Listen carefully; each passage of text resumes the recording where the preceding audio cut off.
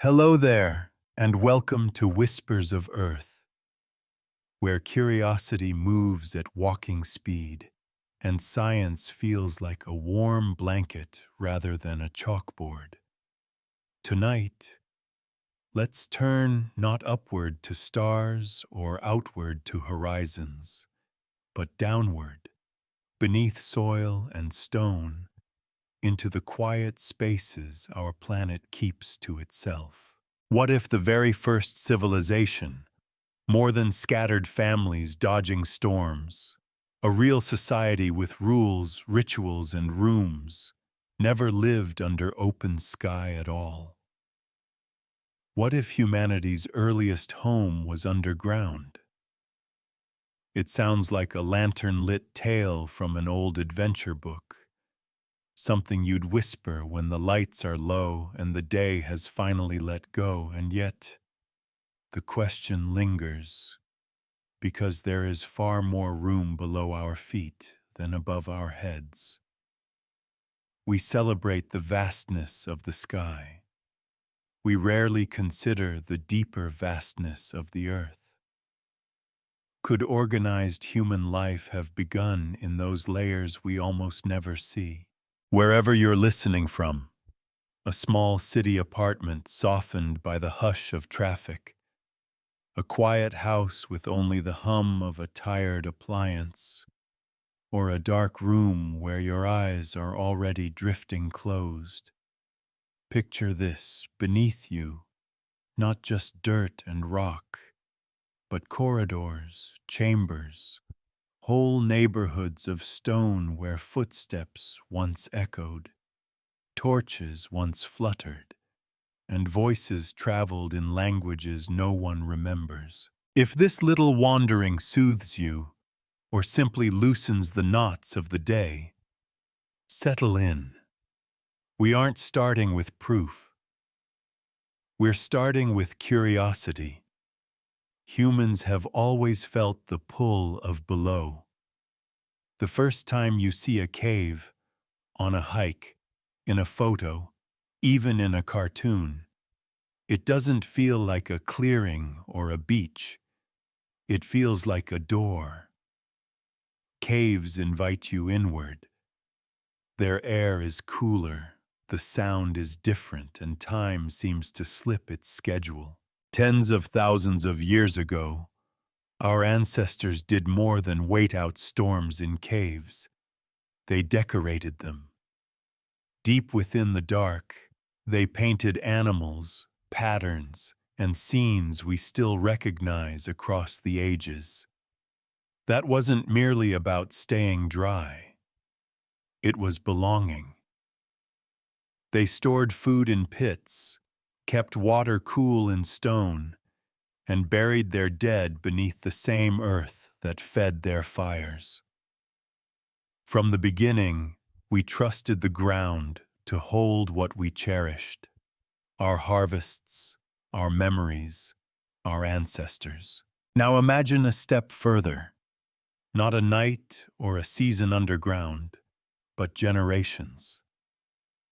Imagine waking not to dawn, but to firelight brushing a ceiling of rock.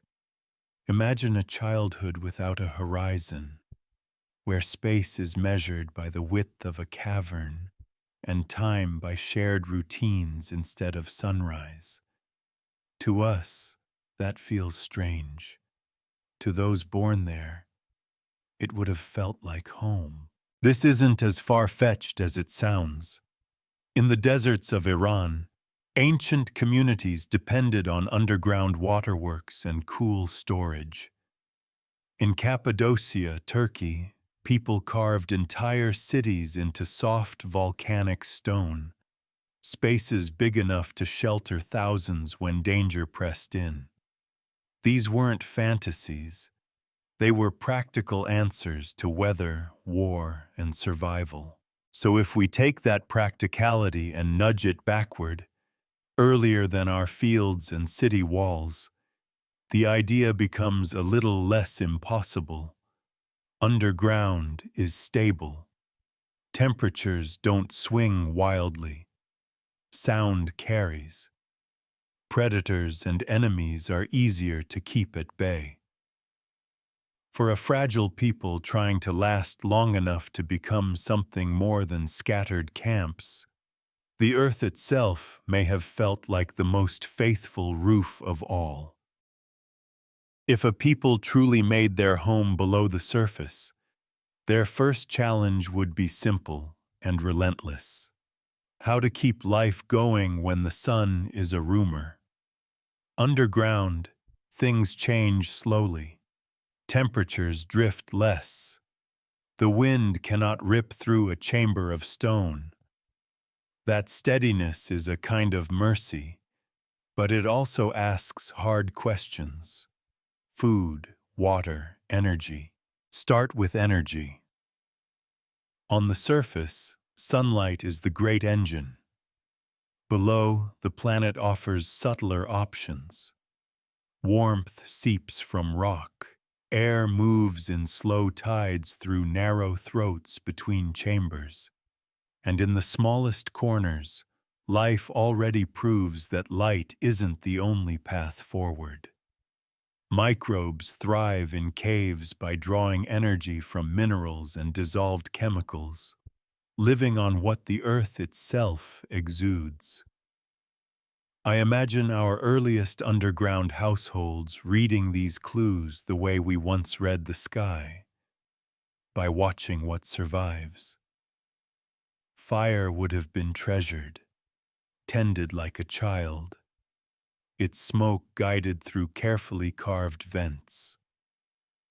Drips of water would be mapped by memory, pooled in basins smoothed by patient hands.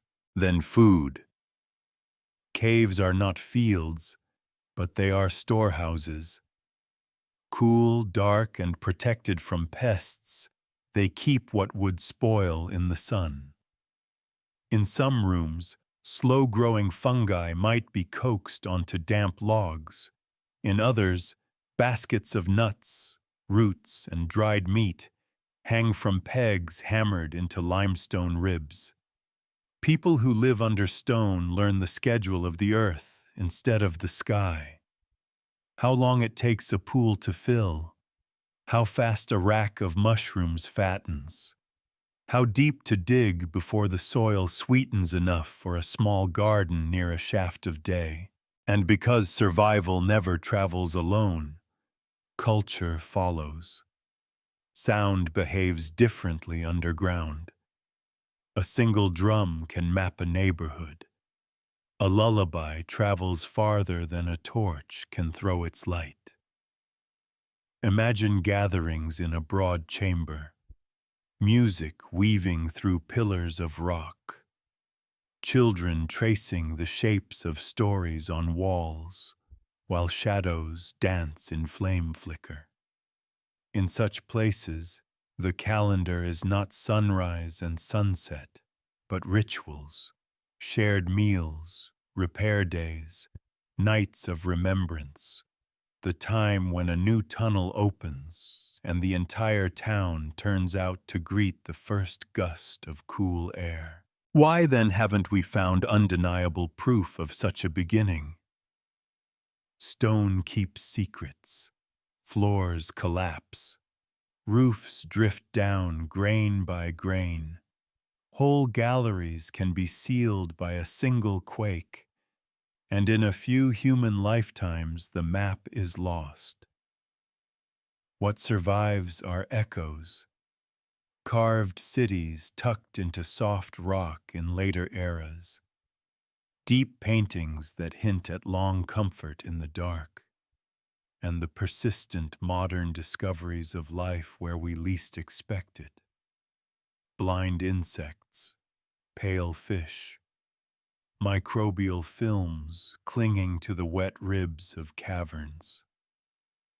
Each one is a small lantern, punching a hole in our certainty that civilization must be born in daylight. Perhaps our first true society wasn't a cluster of tents under stars, but a chain of rooms in the half-light. Warm, ordered, listening. If that were true, What would it change about how we see ourselves? Before we can argue about proof, we have to acknowledge something older than archaeology: the human habit of filling darkness with meaning. Step into a cave, and your senses change their rules.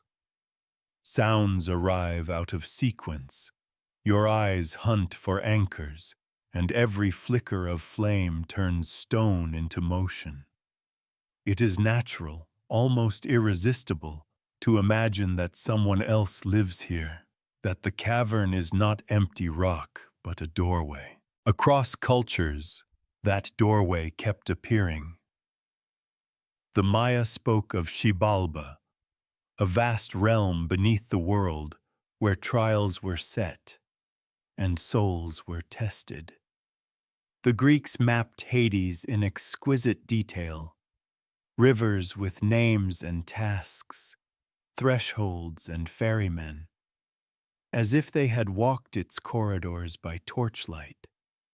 In other places, caves were wombs of the earth, places of rebirth and emergence.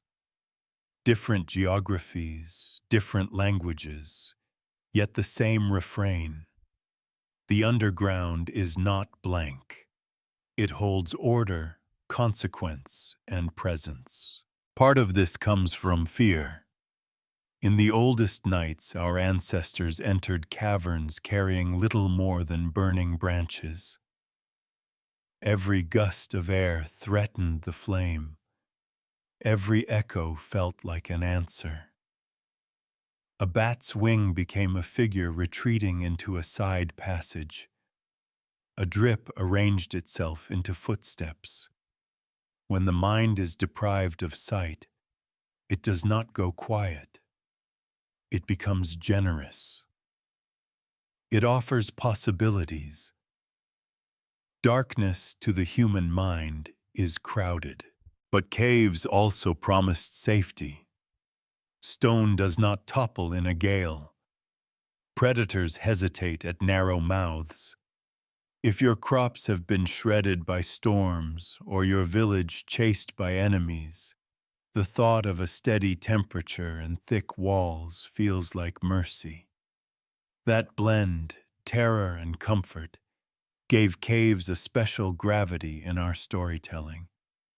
They became the edge of the map, the place where rules change and meaning condenses. Children feel this innately.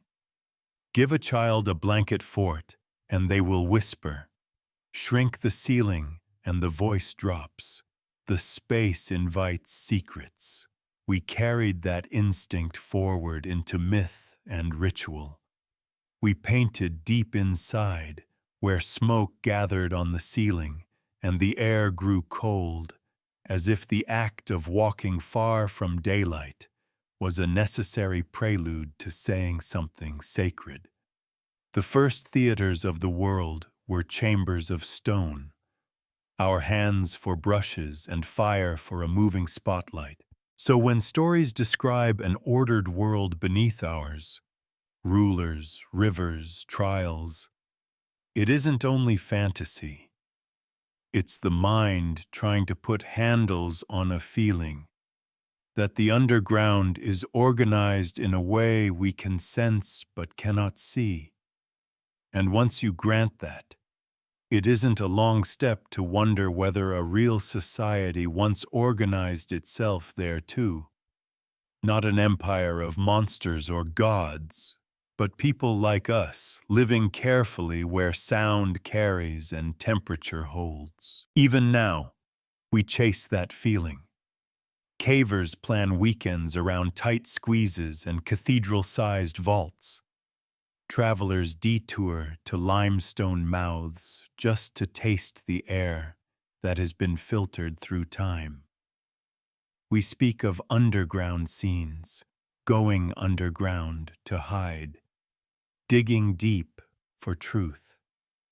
Our language remembers what our bodies know. Below is a place for secrecy, continuity, and reinvention. If the first civilization took root in that half-light, it would be because the underground is both threat and shelter, both altar and pantry. It keeps grain cool and stories hot. It turns a drumbeat into a map and a melody into a beacon. And it invites us, gently but persistently, to believe that more is possible than what the sun shows us. Before we talk logistics, food, air, light, let's honor something our ancestors did with astonishing confidence. They drew maps of the dark. Long before compasses and contour lines, people stood at cave mouths and felt a presence that begged to be organized. So they gave it shape. In the Maya imagination, there was Xibalba, a vast realm beneath the world where trials tested the soul. In the Greek mind, there was Hades, not a formless pit, but a structured geography with thresholds and rivers, Styx, Lethe, each with its own rule and consequence. The Romans, inheriting these ideas, treated certain places as doorways, shrines and grottos where the realm of the living brushed the hidden order below. They didn't think of underground as blank space. They treated it as a neighboring country with laws. Why does that matter to our question? Because a civilization doesn't appear out of fog. It needs a mental blueprint first. Myths of the underworld were humanity's early drafts, prototypes of city planning sketched in story form. Doorways, gates, ferries, guardians, courts. It is all the language of civic life, translated into shadow and stone. The very act of naming a river of memory or a field of judgment suggests not only fear, but familiarity. People do not give street names to places they consider meaningless. And there were always thin places where the map felt almost literal, caves that breathed warm air, springs that seemed to sing, caverns where a dropped torch vanished down a throat of darkness and returned with a blink of orange far below. To stand there, even today, is to feel the architecture of imagination fitting snugly over the bones of geology. You sense corridors that might exist, halls your eyes can't reach, neighborhoods of echo and hush. It's easy, from a modern chair, to call these stories fanciful. But notice how consistent they are across distance and time.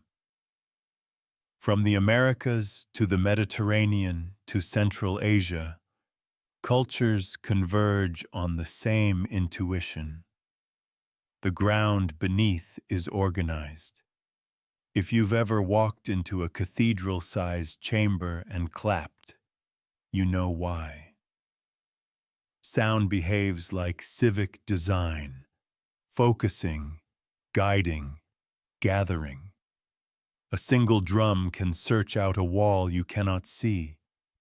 A quiet voice can meet itself and return as chorus. The underground invites order by the way it carries information. So when we imagine the first true society settling below, we aren't forcing fantasy onto stone. We're following the grain of humanity's oldest maps. A people with rituals of entry, rules for noise and light, a sense of streets and plazas marked by pillars and pools. This doesn't contradict our earliest myths. It fulfills them. The stories were blueprints, teaching us where boundaries might belong, where a guard should stand, where memory should be kept, and where forgetting might be merciful. Perhaps that's why the idea feels soothing in the late hours.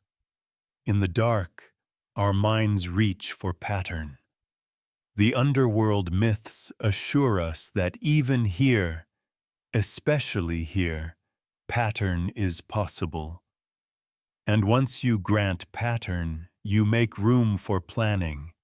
Ventilation shafts where the rock already breathes, cisterns where the drip is faithful, gathering halls where echo is kind. From maps of the soul to maps of stone, that is the bridge we'll cross next. If the underworld was humanity's first neighborhood, then air was its first law. A society below ground must turn breath into architecture, treating oxygen, smoke, and heat as citizens that need streets, doors, and rules. Start with a principle you can feel in any stairwell. Warm air rises, cool air settles. That stack effect is the oldest engineer in the world. Imagine an early community mapping its chambers by candlelight, noticing where a flame leans, where smoke hesitates, where a breeze finds its way even when no one is moving. Out of these small observations, a plan emerges. Tall shafts are opened where the rock already breathes. Narrow throats become valves that can be stopped with a stone and opened with a lever. Fire rooms sit low and vent into higher corridors so that smoke is drawn naturally away from sleeping spaces. Doors aren't just for privacy, they're baffles, guiding air the way river stones guide water. Light collaborates with air. In living rooms, flame is quiet and close, its heat conserved by benches carved from stone that soak warmth and slowly release it. In kitchens, fires are hotter and contained, set beneath hoods that lead into vertical exits. Children learn to hear the health of a hallway by listening for the faint hiss of moving air. A cough in the wrong room is a signal to open a vent 2 corridors away. Maintenance is ritual. Clear the chimneys after the rains. Brush the soot ribs before the cold season. Test the smoke with resin incense and watch its ribbon right the path above your head. Water, too, requires a civic plan. Drips are mapped like wells, their basins shaped so that sediment settles in one bowl while drinking water gathers in another. Slow-flowing channels carry runoff from cooking and washing toward rooms where microbes go to work, turning waste into something the earth can welcome. Nothing is left to chance. In a stone city, a puddle is policy. And then there is sound. If you've stood in a cave and clapped, you know how the dark arranges your voice into architecture. A council chamber is chosen not just for size, but for how well a whisper arrives across the room. Workrooms find homes where hammering won't travel into sleeping quarters. Even celebration is planned. A music hall where a single drum becomes a heartbeat for an entire neighborhood, where songs learn the shape of the walls and return more beautiful than they left. All of this can be built with simple tools, chisels of bone or stone, baskets, fire, but it takes a habit of attention. Watching flames, sniffing air, listening to echoes, following water with your palm along the wall. The miracle isn't complexity. It's how patience gradually persuades stone to behave like a city. If a first civilization really began below, its greatness wouldn't be measured by towers or roads, but by the choreography of invisible things, how they made breath reliable, how they turned smoke into a traveler with a root, how they taught water to be a quiet guest. A people who live beneath stone must learn to carry a private sun, not the burning star itself, but a careful imitation. Enough light to keep work honest and hearts steady. Enough rhythm to keep bodies from drifting off the clock the sky once gave for free. Start with the obvious companion. Flame. Underground, fire is not drama, it's accounting. Fat saved from animals, oil pressed from seeds, resin gathered from trees. Each goes into small clay lamps with lips shaped by generations of fingers. Wicks are twisted from plant fibers, counted like coin. 1 wick per watch, 2 for a feast, 3 only for birth or farewell. Families learn to read a day by how far a wick has burned, how deep the soot ring has crept around a lamp's throat. In workrooms, flames sit behind little hoods that lean smoke toward breathing shafts. In nurseries, lamps are set low and warm, their light brushed against walls to soften edges and make sleep easy. But flame is only one teacher. Where the stone admits it, shafts are cut toward the day. At certain hours, a thin blade of sunlight falls into a central court and climbs slowly across the wall, marking time more gently than any shout or bell. Children learn to chase that blade the way surface children chase shadows. When the weather above is kind, someone climbs to polish mirrors, simple polished metal, sometimes just a basin of water tilted just so that a second hand of brightness can be coaxed deeper into the rooms where elders work. On clear days, you can tell the hour by the color of that borrowed light, pale at first, honeyed toward the middle, and then thinning to blue-gray before it leaves. There are quieter lights, too. Old wood brought down from the forest can carry a foxfire glow, faint, green, and patient. It will not guide a caravan, but it will keep a passage kind to the feet at night and make a child less afraid of sleeping spaces that breathe and creak. Some families tend these logs the way others tend geraniums on windowsills, misting them, checking them, grateful for the whisper of light that asks for nothing. Timekeeping becomes a craft of its own. In a corner chamber, a drip falls into a bowl, and apprentices learn to count by sound. When the bowl is full, the watch changes. Elsewhere, a thin jet of water steals from a cistern into a marked jar. When it reaches a line, it's time to bank the cooking fires. The calendar is kept on stone, notched by seasons of flood and drought measured through the shafts, marked by the underground's own seasons, the damp month when the walls sweat, the quiet month when echoes travel like birds. Because spirit matters, light is also ceremony.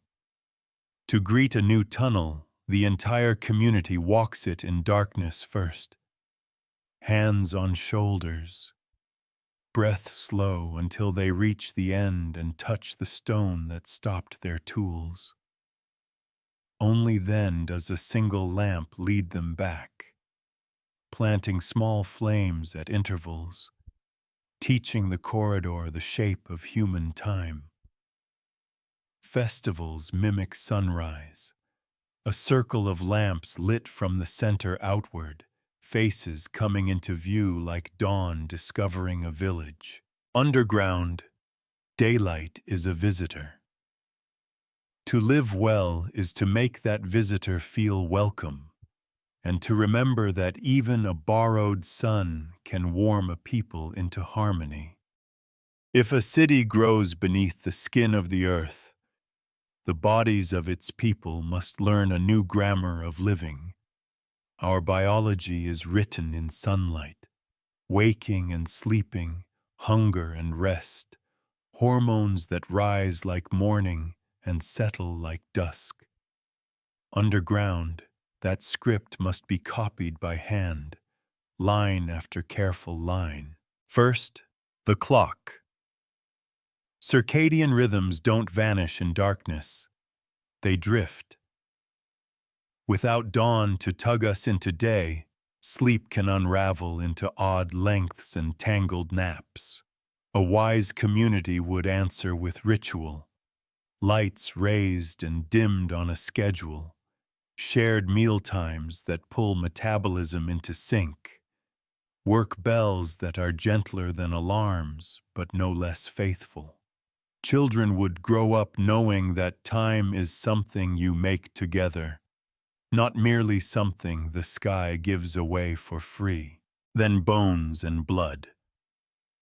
Sunlight brings a quiet gift, vitamin D, essential to the strength of our skeleton and the steadiness of our mood. Underground, that gift must be borrowed from food. Diets would lean on what carries daylight within it. Oily fish when the rivers permit. Eggs when flocks thrive. Certain mushrooms nurtured on damp wood. Their gills like pages storing a trace of the sun. Elders would be watched with tenderness for signs of weakening bones or spirits that have gone gray at the edges.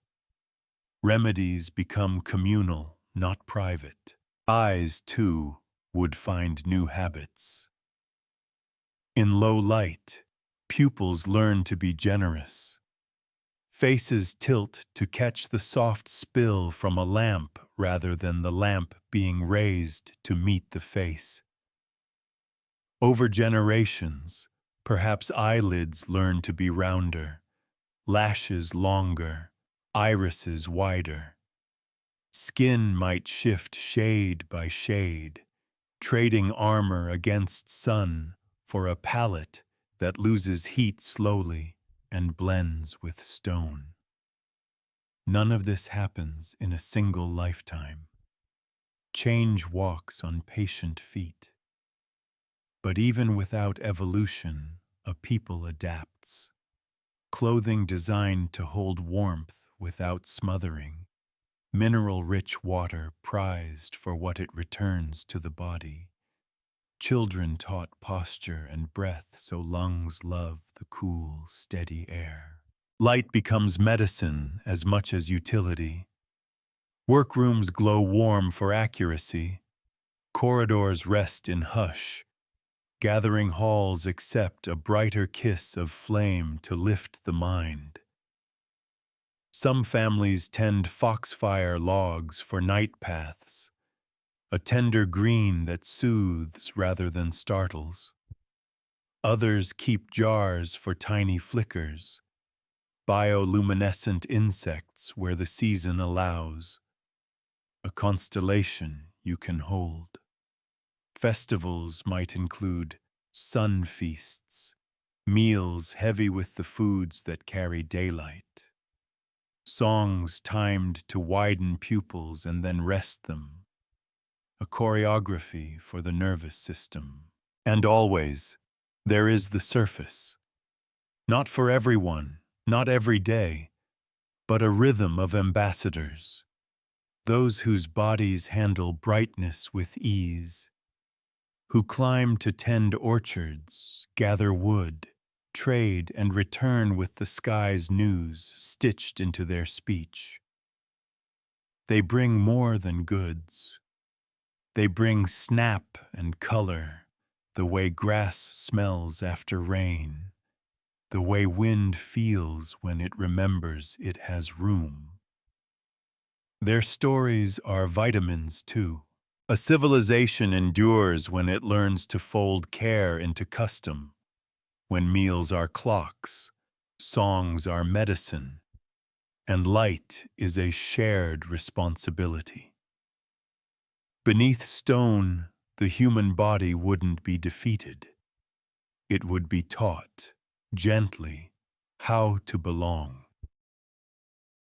A city beneath the earth must learn to coax harvests from places the sun barely knows, not in endless fields, but in pockets, small, loyal rooms where life thickens slowly and a steady hand replaces weather as the farmer. Begin with mushrooms. In the cool, breathing dark, logs become orchards. Families keep ledgers of wood the way surface folk track rainfall. Oak from the high ravine, beech from a fallen giant. Each log soaked, stacked, and inoculated with a dust that looks like flour, but behaves like patience.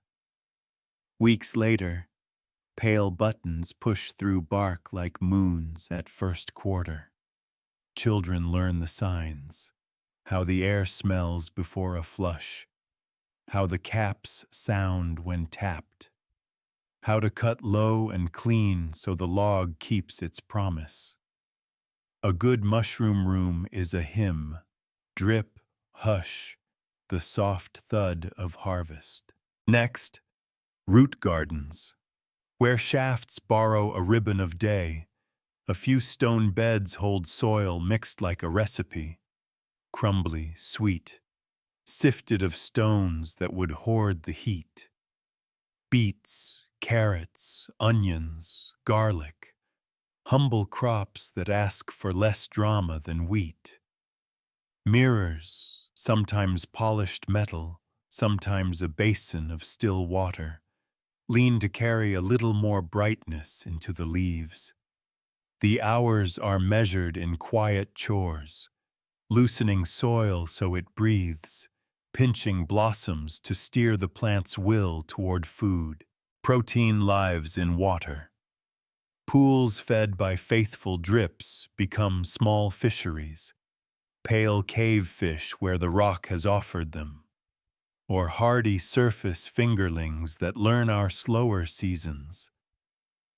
Snails and eels are prized too, turning scraps into strength with the patience that fits the place. Nets are woven to respect the pool's pace. Nothing is taken faster than it can return. Some food still belongs to the sky. Ambassadors of daylight guide goats to graze the slopes above and return with milk that becomes cheese, salted and dried, so it travels the calendar without complaint. Bees are courted in the open, their comb carried down like a festival. Honey keeps the darkness kind, stirred into warm water for elders on cold mornings, baked into flat cakes for feast days when the lamps burn 2 wicks instead of 1. Salt is more than taste. It is policy, the difference between a harvest that lasts and a hope that molds. If the rock is generous, brine is drawn from deep and evaporated in shallow pans near the mouths where air is bold. If not, caravans trade for it, and salt arrives like a caravan of stars in little white blocks. Clay rises to meet these needs, pots for storage, crocks for pickling, lamps with lips shaped by generations. The city's pantry is carved as carefully as its council chamber. Waste is not wasted. Peels, stems, and the tired remains of meals go to compost pits lined with gravel and aired by clever channels. Over months, they turn from memory into soil, the underground's own alchemy. Water that has done its work in washing flows to reed beds near the mouth, plants drinking what people no longer need, returning it cleaner to the earth that lent it. Market day is a gentle thunder. Lamps gather in the great hall, their light braided into something like afternoon. Baskets meet. Mushrooms for eggs, garlic for honey, a spool of twine for a story told well. You can hear prosperity in the murmur, the sound of a people who have learned to turn steadiness into abundance. Underground, harvest is less spectacle and more conversation. Stone offers, people listen, and between them a kitchen's worth of miracles learns to happen on schedule. A city that breathes stone must also learn to carry its weight. Beauty follows survival down here. The loveliest curve is the one that never collapses. The most elegant room is the one that keeps every child asleep through a midnight tremor. Start with the oldest teacher underground, the arch. Even before the word existed, hands learned the lesson. Leave a rib of rock here. Open a crescent there. Let force flow like water around a doorway instead of shattering it. Pillars are not decoration. They are family trees. Each one remembers the roof it carries. Each one tied to its neighbor by quiet arithmetic felt in the palm more than figured on a slate. Quarry marks become a language. 3 shortcuts mean leave this rib. A diagonal notch whispers hollow beyond. Test slowly. Tap, listen. Tap again. Sound returns as counsel. A dull thud says the ceiling is heavy with secrets. A clear ring says the stone is awake and ready. Children learn this music early, how to read a corridor with knuckles and patience, how to hear the difference between safe and sorry. Water is both friend and schemer, so the city courts it carefully. Drips are welcomed into basins. Trickles are given narrow gutters that keep feet dry and walls honest. Where the rock sweats in the damp month, shelves are cut with small lips to steer moisture away from lamp niches and sleeping ledges. In the great halls, floors tilt almost invisibly toward hidden drains. The tilt is too gentle to trip a dancer, perfect to carry a sudden spill. The earth moves. Everyone knows this. So redundancy becomes kindness. 2 exits for every market. A second stair where a first could jam. Ropes coiled at intervals. Hooks set into pillars at shoulder height. Not for decoration, but for hands that may one day need them in the dark. In long galleries, small alcoves are carved every few dozen paces, way stations where a single lamp can be left for those who travel behind, or where a weary back can meet a friendly curve of stone. Dust speaks too. If it gathers on a ledge where air once ran steady, a vent has faltered. If soot smudges a ceiling line that was clean the week before, a draft has reversed. Maintenance is ritual. Sweep, brush, scrape, listen. The city learns to keep score of invisible things. The hiss of air in a throat of rock. The dryness of a storage wall. the scent that means a fungus has woken where it shouldn't. These are not chores. They are vows. When tools must bite, they bite with humility. Cuts are staggered so stress never stands on one foot. Ceilings are left with gentle domes that shed weight like a hill sheds rain. In dangerous workrooms, thresholds step up by a finger's width, so loose pebbles never roll into sleeping rooms. The body remembers the step and lifts without thinking. And because safety is culture, not just construction, stories carry the code. A fable about a proud mason who shaved a pillar too slim and learned to widen it with apology. A lullaby about a brave lamp whose flame stayed low in a narrow place until the air was strong again. The young fall asleep wrapped in lessons that will one day keep them alive. Down here, beauty is the quiet confidence of a roof that will not fall. Grace is a corridor that leads breath where it needs to go. And love is the way a city teaches its stones to hold. A city under stone learns early that sound is a better lantern than light. Flames sputter, oil runs out. But a voice, a drum, a careful tap on a pillar can travel farther than a torch can see, and carry meaning without biting into the air that everyone must share. Communication begins with listening. Apprentices are taught to read a corridor by ear, the way a single clap folds back, how a low hum finds the ceiling, then returns with a soft halo, how a sharp tap with a wooden mallet maps the next bend. Before a tunnel opens to the public, elders walk it in silence, tapping at intervals, noting where echoes gather like pools and where sound thins to a ribbon. Those notes are not poetry. They become the city's postal routes. Messages move along paths where voices carry clean.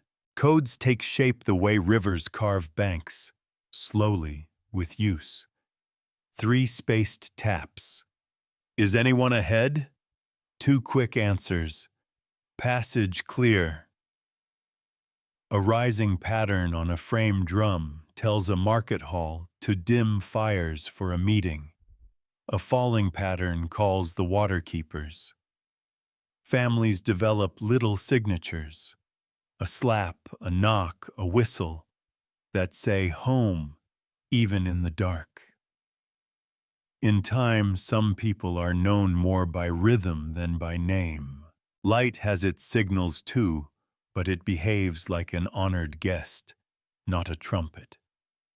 A lamp raised and lowered at a shaft mouth means send the basket. 2 lamps side by side in a distant niche mean quiet hours begin.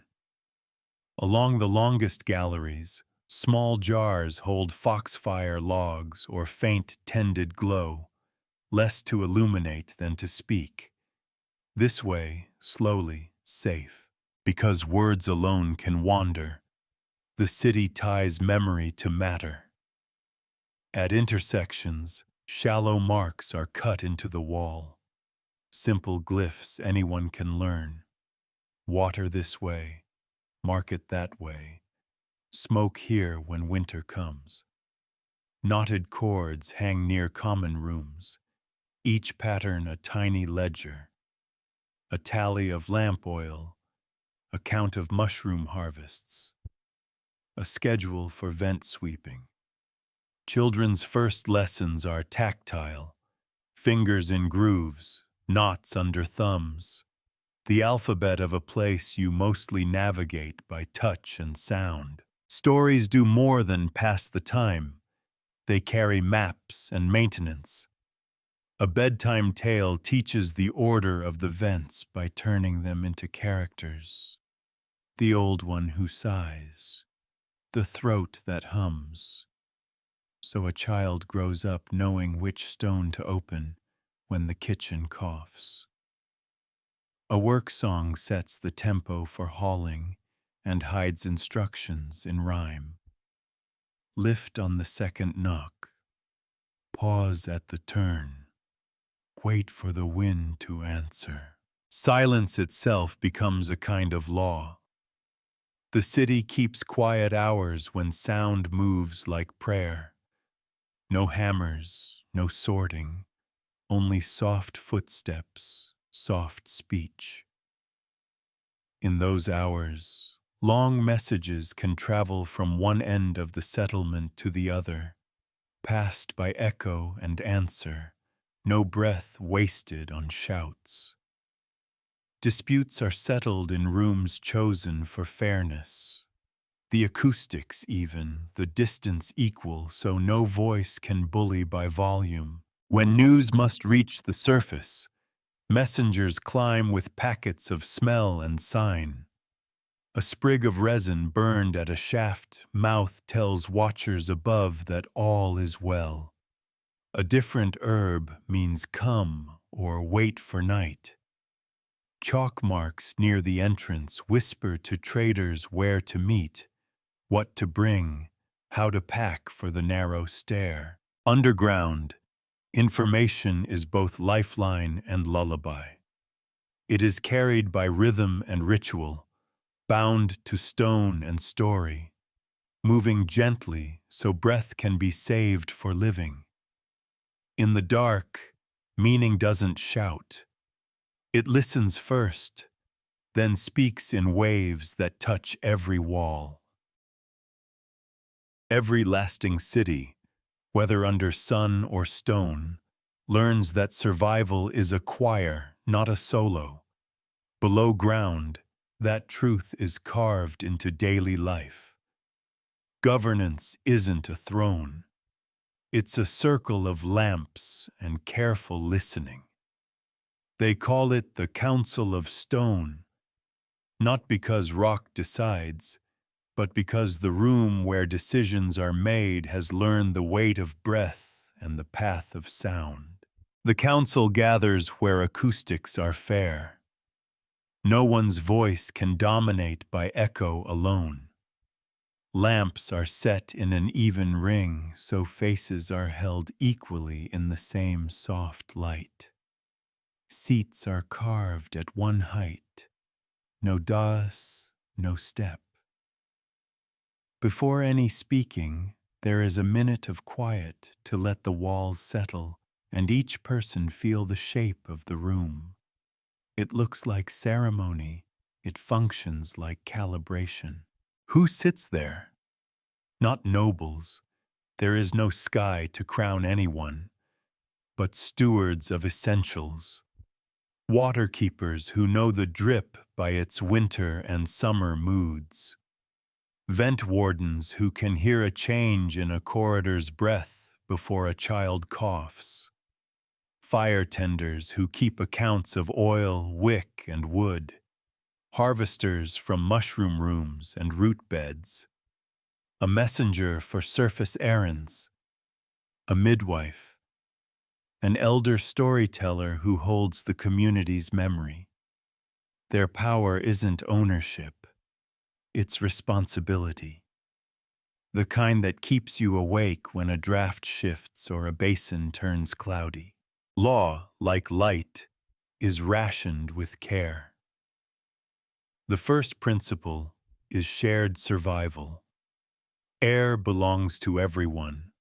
Water belongs to everyone. Safe passage belongs to everyone.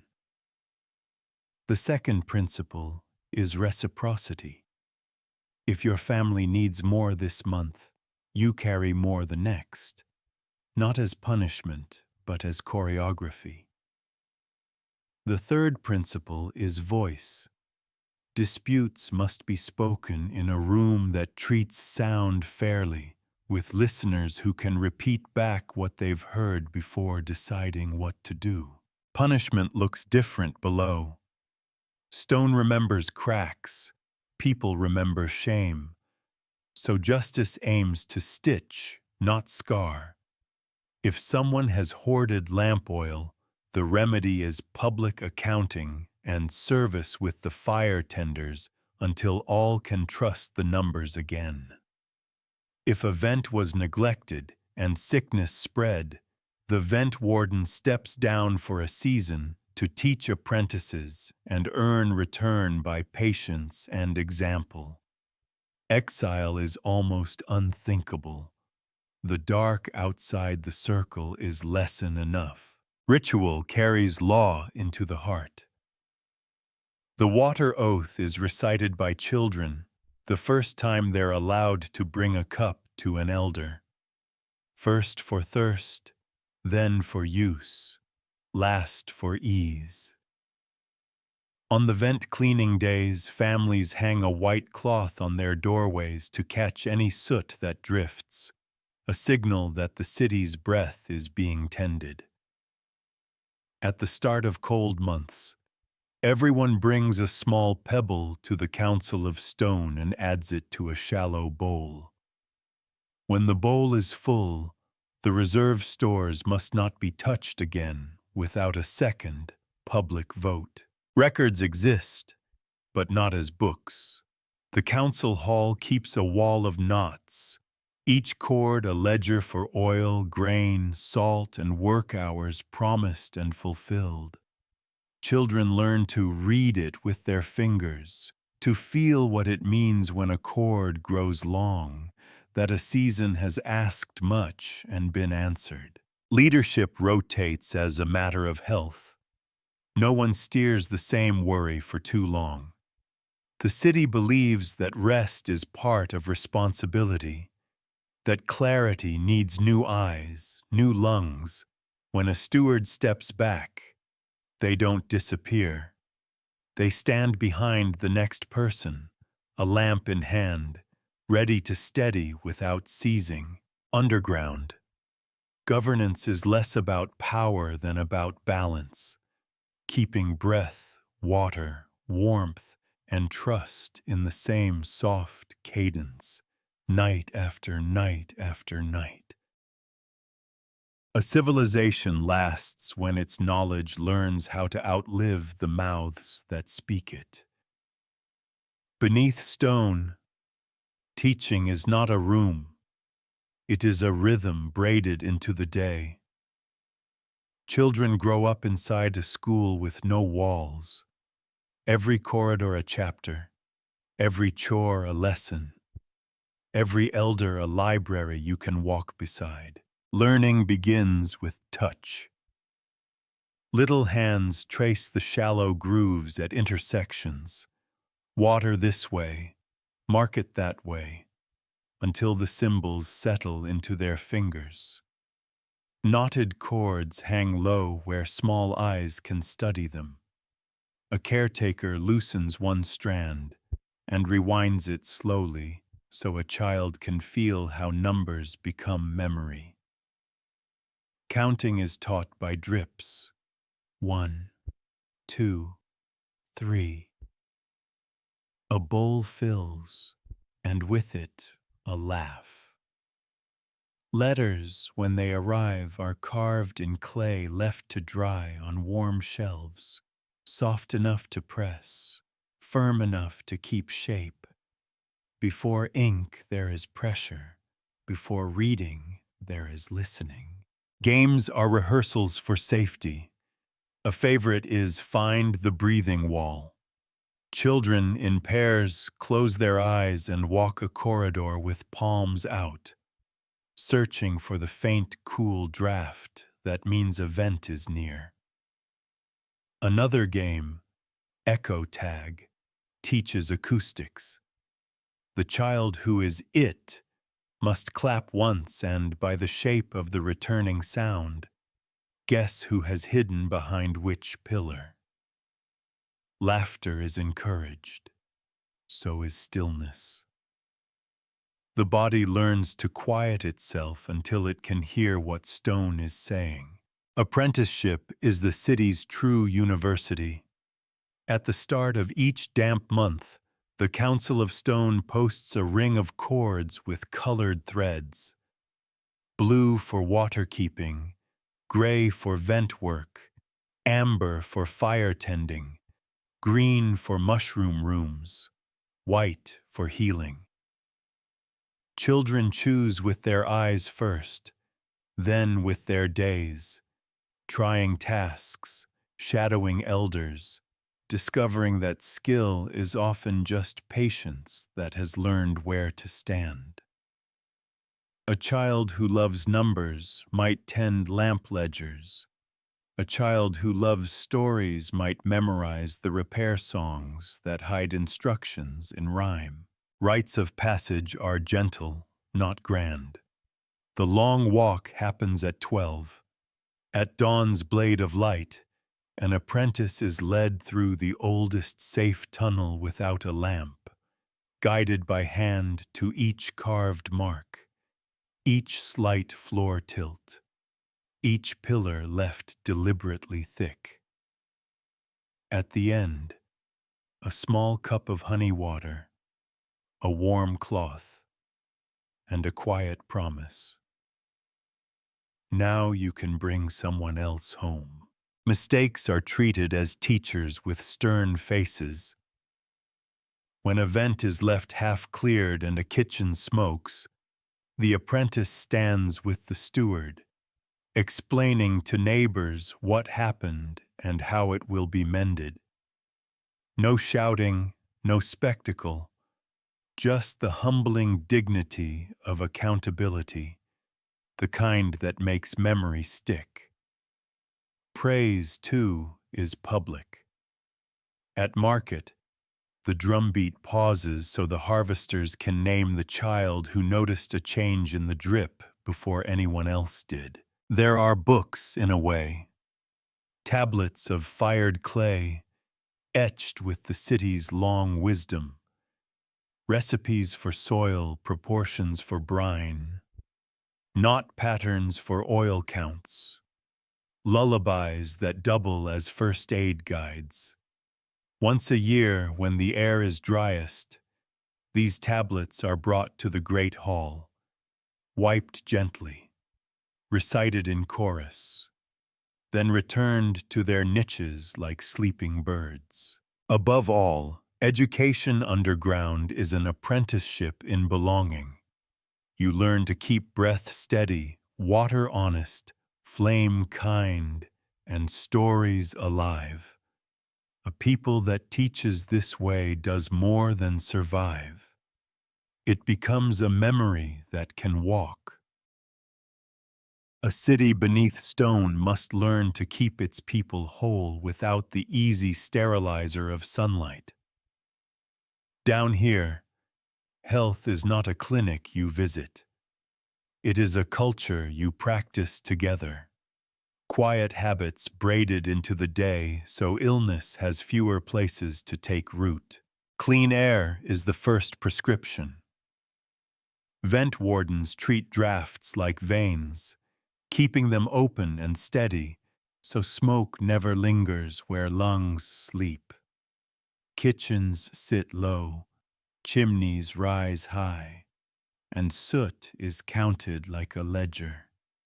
A sudden darkening on a ceiling is an early warning, not a stain to ignore. Water keepers are physicians too. Every cistern has two bowls, one where sediment settles, one where drinking water is drawn. Hands learn to dip without stirring the silt, a small ritual that prevents a dozen fevers a year. Light is medicine in measured doses. Workrooms glow warm for accuracy. Recovery rooms stay dim and cool to quiet the nervous system. When a child won't sleep or an elder's mood folds inward, families borrow daylight through a shaft at set hours or seat a loved one by a mirror that carries a thin blade of sun into the room. Underground, circadian care is health care. The pharmacy is both above and below. Surface messengers tend herb plots, thyme, yarrow, mint, plantain, and bring them down to dry on warm shelves. Mushrooms become remedies as well as meals. A tea from certain caps calms coughs. Others, dried and shaved, steady the appetite after fever.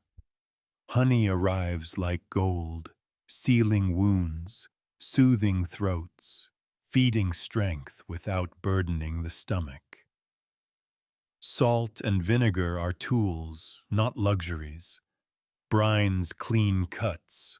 Warmed, salted cloth eases joints. Midwives are the city's quiet anchors. They listen more than they speak, tracking pregnancies by breath and skin, by the way a tired back leans at the end of a day. Birth rooms are carved for privacy and air, with a ledge for hands, a rope for bearing down, a basin warmed before first cry. Afterward there is soup, light and salty, and a lullaby that doubles as instructions: when to feed, when to rest, which herbs to steep if milk is slow. Injury gets its own grammar. Stone teaches modesty and movement, but tools do bite and feet can slip. Splints are carved smooth and kept in bundles by size. Slings hang clean and ready. A broken bone is set to the rhythm of a drum, so breath stays steady. Burns from lamps or cook fires are rinsed, cooled, covered with honeyed cloth, and checked by lamplight twice a day, the check itself a ceremony of patience. Contagion is addressed with respect, not panic. Doorways can hang a gray cloth, sign for quiet care inside. Neighbors leave food at the threshold. Vent baffles are adjusted to keep air moving outward from the sick room.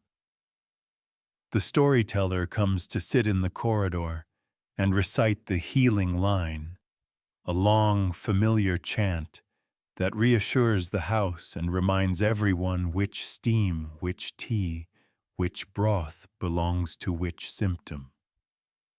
When the gray cloth lifts, the corridor answers with a soft cheer. No parade, just relief woven into daily steps. Records live in hands and knots. A cord near the clinic door carries a pattern for lamp oil used this month. Herbs remaining, broth jars returned clean. Children learn to read that cord with their fingers. It is math, but it is also mercy. Proof that care is stocked and shared. Above all, underground medicine believes that prevention is a choir. Vent days, wash songs, shared mealtimes, quiet hours, and the steady tending of light keep bodies aligned. When illness comes, as it always will, the city meets it the way it meets darkness, together with small, faithful tools. For a city beneath stone to thrive, it needs a quiet friendship with the world above, a pact as tender as it is practical. You can live on mushrooms and roots, on patience and skill, but a few treasures still belong to daylight. Salt, sun herbs, wood that grew in the open wind, news that only clouds can carry. So the underground learns to trade without surrendering its secrecy. It begins with thresholds designed like sentences, clear in meaning, soft in tone. The main stair never breaks the surface in a straight line. It turns once, twice to spill sound and scent before they can escape. The final doorway opens into a stand of brush or a shallow cave of its own, a waiting room where the city can decide how much of itself to show. Here, the stone keeps a small table for tokens, a cone of salt, a coil of waxed thread, a flat pebble painted with a stripe. Each token speaks a simple phrase. We have honey, we need oil, wait until dusk. Messengers are chosen for their steadiness more than their speed. People whose eyes can handle sun, and whose voices don't run ahead of their sons. They move like water. Out, gather, return. On their belts hang little ledgers of knots, each strand a promise. A long knot for a sack of grain, a short knot for lamp wicks, a doubled knot for herbs that must be fresh.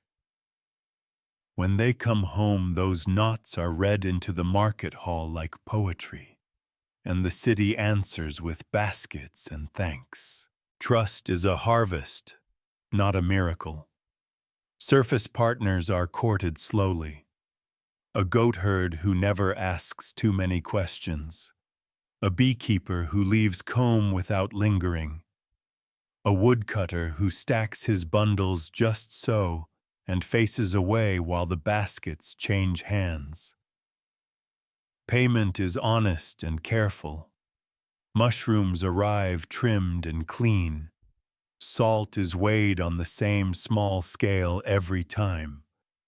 If a trade goes wrong, and sometimes it will, the city fixes the fault before it explains it, because explanation travels faster and farther than apology. Seasons write their own negotiations. In dry months, water is dignity. So the underground sends more labor than coin. Help with harvests, hands for mending fences, strong backs for stonework under the sky. In cold months, warmth is currency. Oil, resin, a well-sealed jar of fat rendered pure. When spring rises, the pact brightens. Herbs burst green and quick. Messengers return smelling like rain.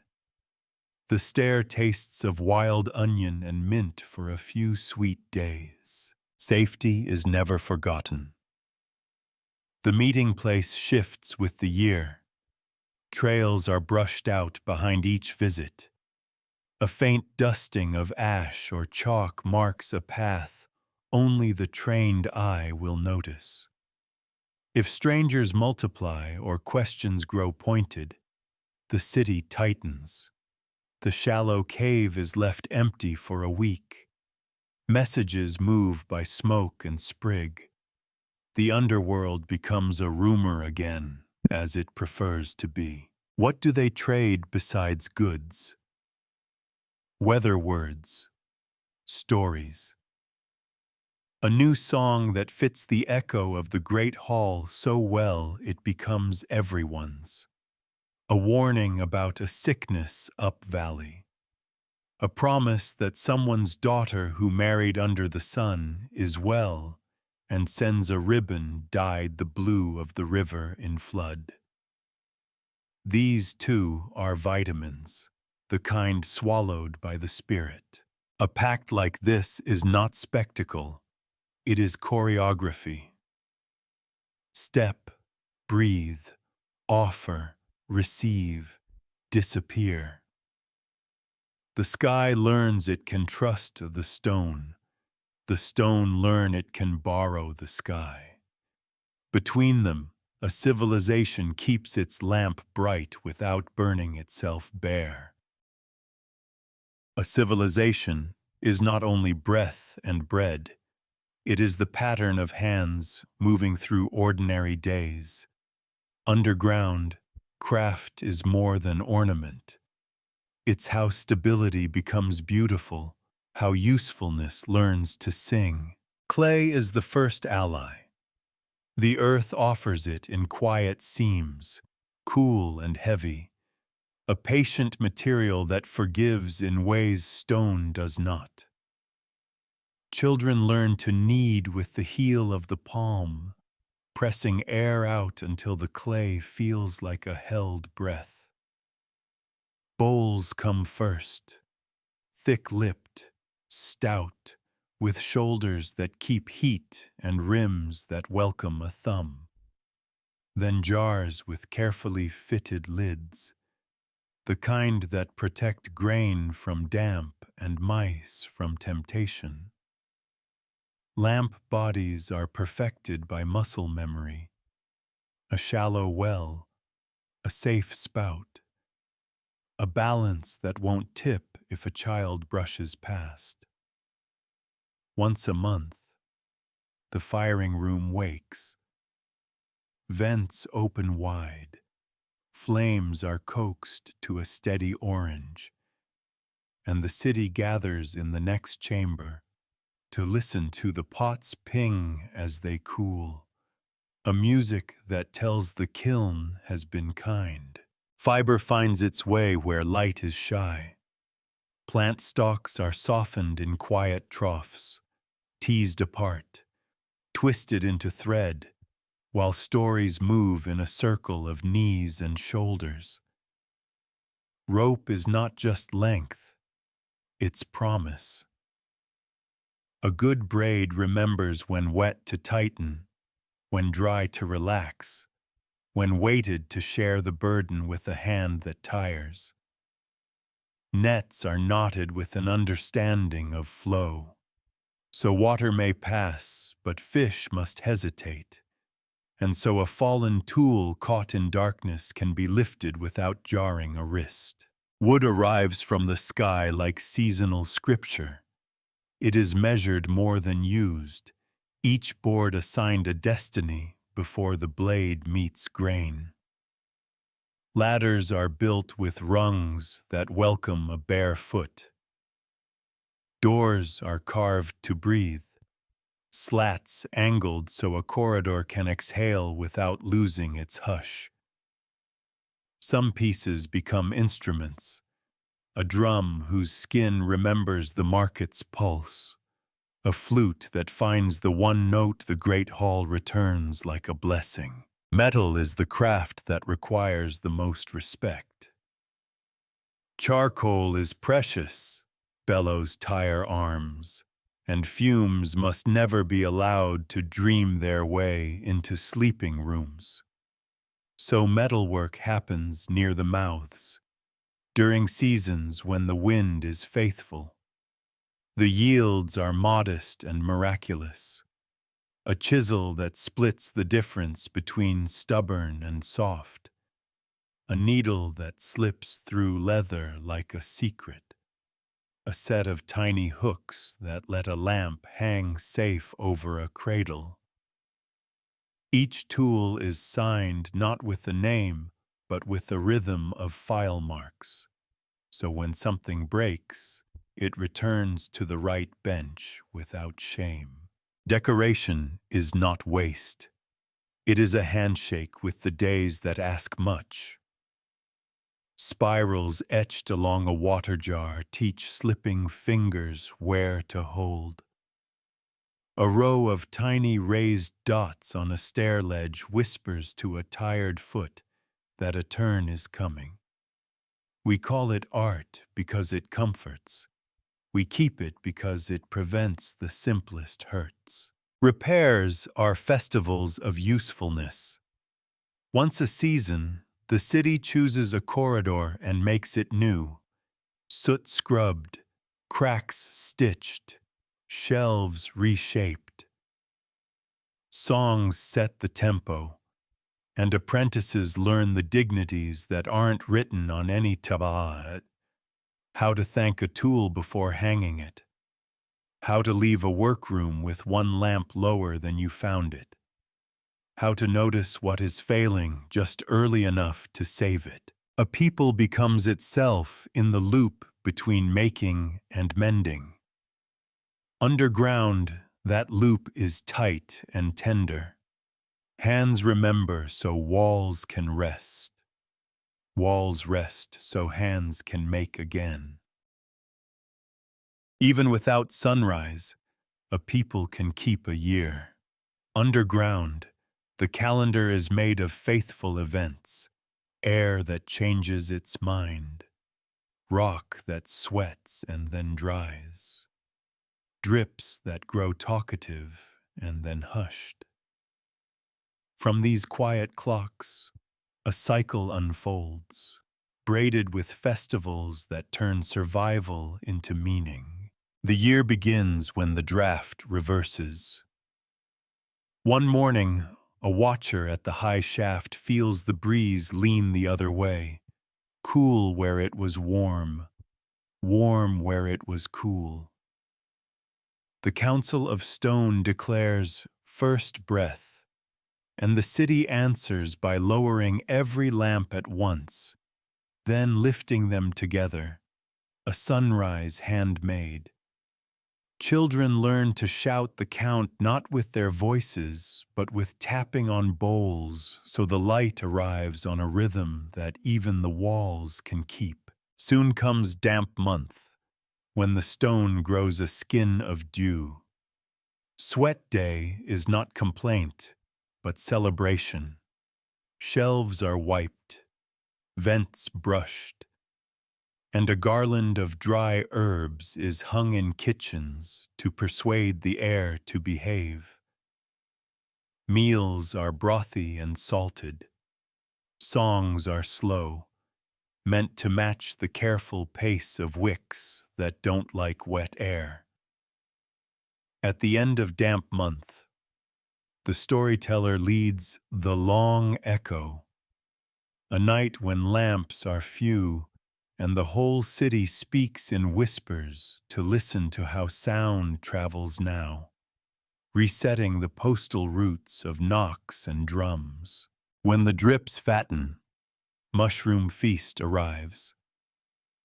Log rooms burst like quiet gardens, and market day smells of earth and smoke.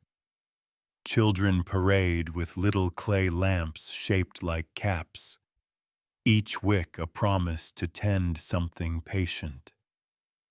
Trades with the sky bring combs of honey. The first slice goes to elders, the second to midwives, the third to whoever noticed the earliest pinheads pushing through bark. Dry month follows, the air sharpening, ceilings whitening with dust that refuses to cling. Clear flame day is the craftsperson's hour. Kilns are fired, pottery rings like cooled bells. Metalwork is done near the mouths where wind is faithful. On this day, repairs are vows. Every household brings one mended thing to the hall. A rung tightened, a jar relidded, a rope spliced, and lays it on a common cloth. The city looks at the pile and understands prosperity in the grammar of fixed things. Near mid-year comes open sky, a week when ambassadors guide anyone strong of eye up before dawn to stand just once inside the world's wide bowl. Newborns are carried in swaddles to taste a single finger's width of light on their foreheads. Elders choose if they will go by smell alone, the resin of pine, the iron of rain brought down in damp cloths, or if they will climb and feel wind pass through their hands like a river. That choice is honored like a sacrament. Cold month is for deep quiet, when work ends earlier and stories grow longer. Vent days multiply. Wool and leather are checked. Lamp ledgers are read aloud by children whose voices the year has taught to be steady. In this hush, the city performs its most tender ritual. Names in stone. A fresh wall of soft clay receives fingertip prints for each birth, a single palm for each death, and a spiral for each union. When the clay is fired, those marks become a chapter you can touch. At year's end, the circle closes with balance night.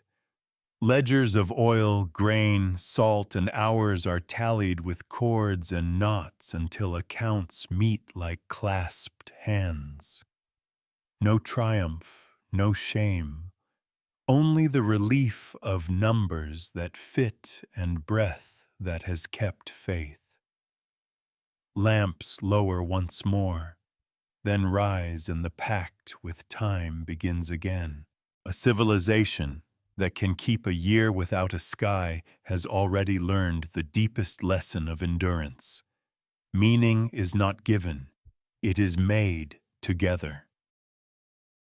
Prosperity underground is not a shout, it's a murmur that keeps time with breath. When the lamps rise for market, the city rearranges itself into a kind of heartbeat, steady, warm, predictable enough that even the shyest neighbor knows where to stand. You won't hear hawkers competing or coins clattering like rain.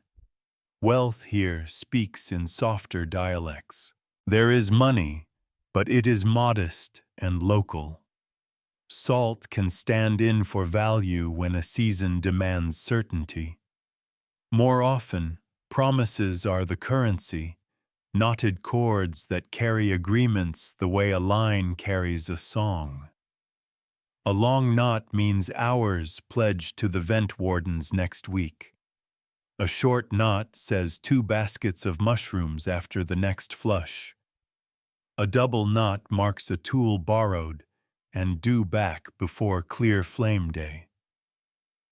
These cords are read aloud when needed, then hung where anyone can touch them. Debt, in this place, is simply time that hasn't yet found its partner. Prices are less decree than weather. The Council of Stone does not set them with a hammer, it tunes them with a flute. On the market wall, a string of beads slides along notches, amber for lamp oil, white for salt, green for roots, gray for work hours, moving a finger's width as stores wax and wane. Children love to watch that string, learning that fairness is a moving thing, best balanced when many hands can see it. Guilds exist without banners. The ring of water keeps ledgers and shares tools. The fire circle tends kilns and counts wicks. The mushroom keepers swap spawn and stories about patient logs. Each guild holds a trial night for inventions. A new hood that pulls smoke better. A ladder rung that won't slick in damp month. A jar lid that seals with a twist of rope.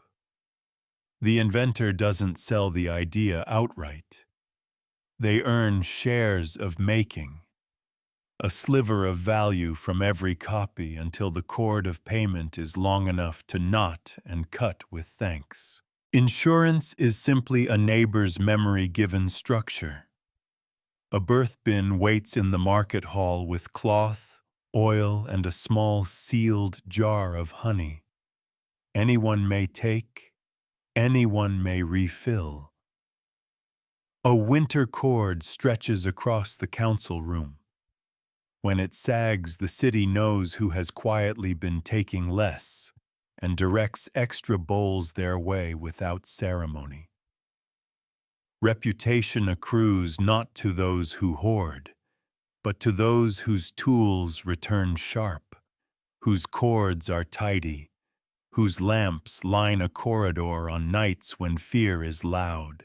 Disputes happen, as they do wherever humans gather. They are carried to a small, even-sounding room. Both sides speak. the walls make their voices equal. A steward repeats each claim back until both nod at the shape of what was said. Often the remedy is work, hours offered to the guild that absorbed the harm, or replacement made in kind before the market closes. The echo oath ends it. Each person speaks a single sentence they can live by, and the room returns it to them in their own voice. A reminder that promises are made to oneself first. Prosperity, counted this way, is visible in quiet corners, shelves that stay dry, vents that purr, ledgers that read like lullabies. The richest households keep an extra lamp by the door and a spare cord on the wall, because abundance here is the capacity to say yes when the city knocks. A city can survive on lamps and ledgers, but it only becomes a home when kinship learns how to breathe.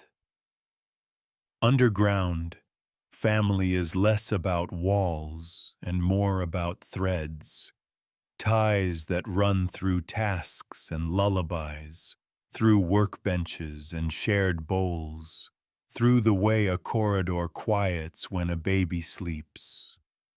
Blood matters, yes, but belonging is stitched by hands. Children are everyone's soft responsibility. The smallest wake to a chorus of neighbors, their first words shaped by many mouths.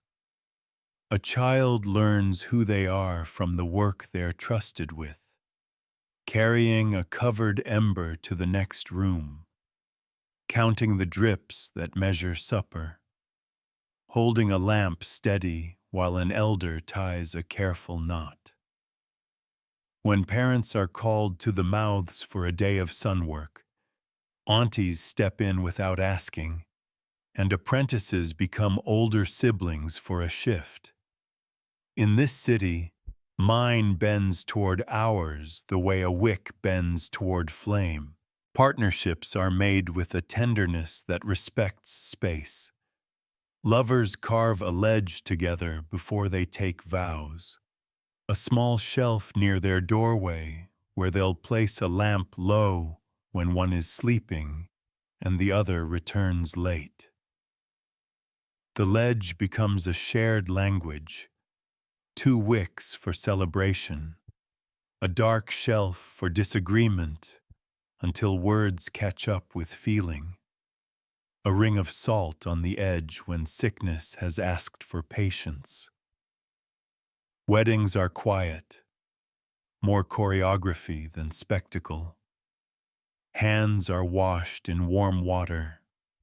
A rope is braided by 4 elders, and vows are spoken in a room with even acoustics so neither voice can hide inside a louder echo. Elders are not fenced off from usefulness. They keep the slow hours, tending tasks that steady the day's edges, mending nets, replaiting rope, teaching the shapes carved near intersections. Their memory is a civic good. When the market needs a fair price, an elder can tell you the last time the stone sweated this early in the year, and what it did to the mushroom flush. When a corridor feels wrong, an elder's knuckles can hear why. Their deaths are not wrapped in silence. Their names are walked from room to room in a procession of low lamps, each neighbor repeating a favorite small competence. How she pinched lamp lips so the smoke behaved. How he tuned a drum to tame an echo.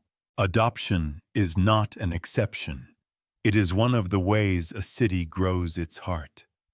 A child who lost parents to a rockfall, a surface-born cousin who cannot find sleep under too much sky, an apprentice whose guild changes shape, all can be braided into a household with a simple ceremony.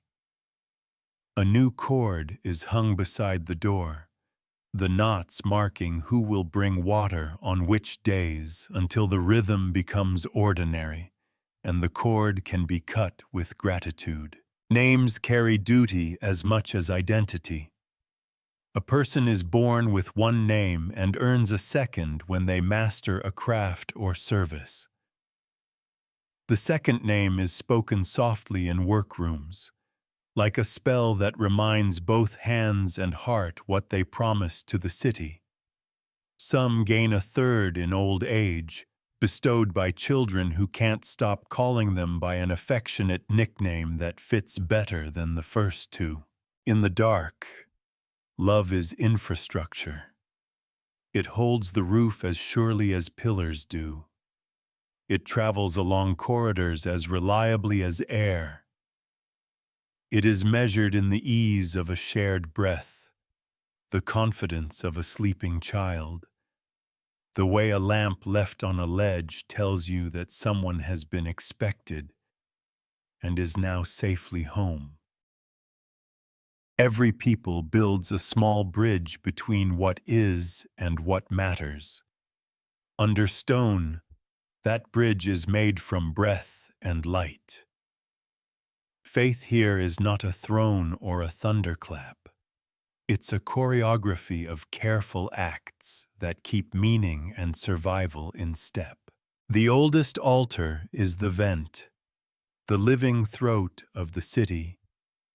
Each shaft has a ledge smoothed by countless palms and a shallow bowl where a single feather rests. If the feather quivers just so, the room smiles. If it hangs heavy, hands go to tools. Children bring the first offering of the week, a pinch of clean ash tapped along the rim. It darkens the lip enough to show new drafts. A practical miracle the elders call reading the invisible. Before council, a steward lifts the feather and all listen to the room breathe. That moment is prayer, quiet, equal, necessary. Light is blessed by use, not by spectacle. The first wick of a newborn's household is lit from the common flame in the market hall, one lamp touching another, a vow that warmth and watchfulness will be shared. At marriages, 2 lamps are set close. Their smoke is braided by a slow, circling hand. If the plumes join without sputter, the couple laughs. If not, an elder lowers the wicks and tries again, murmuring, "Patience is the shape of flame." Death is returned to the rock with tenderness and skill. The body is washed in warm, salted water, hair combed, nails cleaned, a soft cloth wrapped around the hands that worked. There is no hurry. Grief is allowed to take the time that love once did. The procession is small and low-lamped. In the bone room, shelves wait, cool, dry, labeled by season rather than by rank. Names are pressed into a clay tablet, then read aloud while lamps dim in a slow count. Later, when the clay is fired, the tablet returns to its niche, and the shelf holds another life inside the steady temperature that kept everyone else alive. Between those thresholds, birth and return, ritual is woven into chores.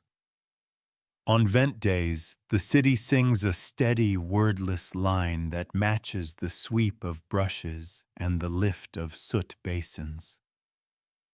The song for carrying water has an extra beat where stairs begin to rise.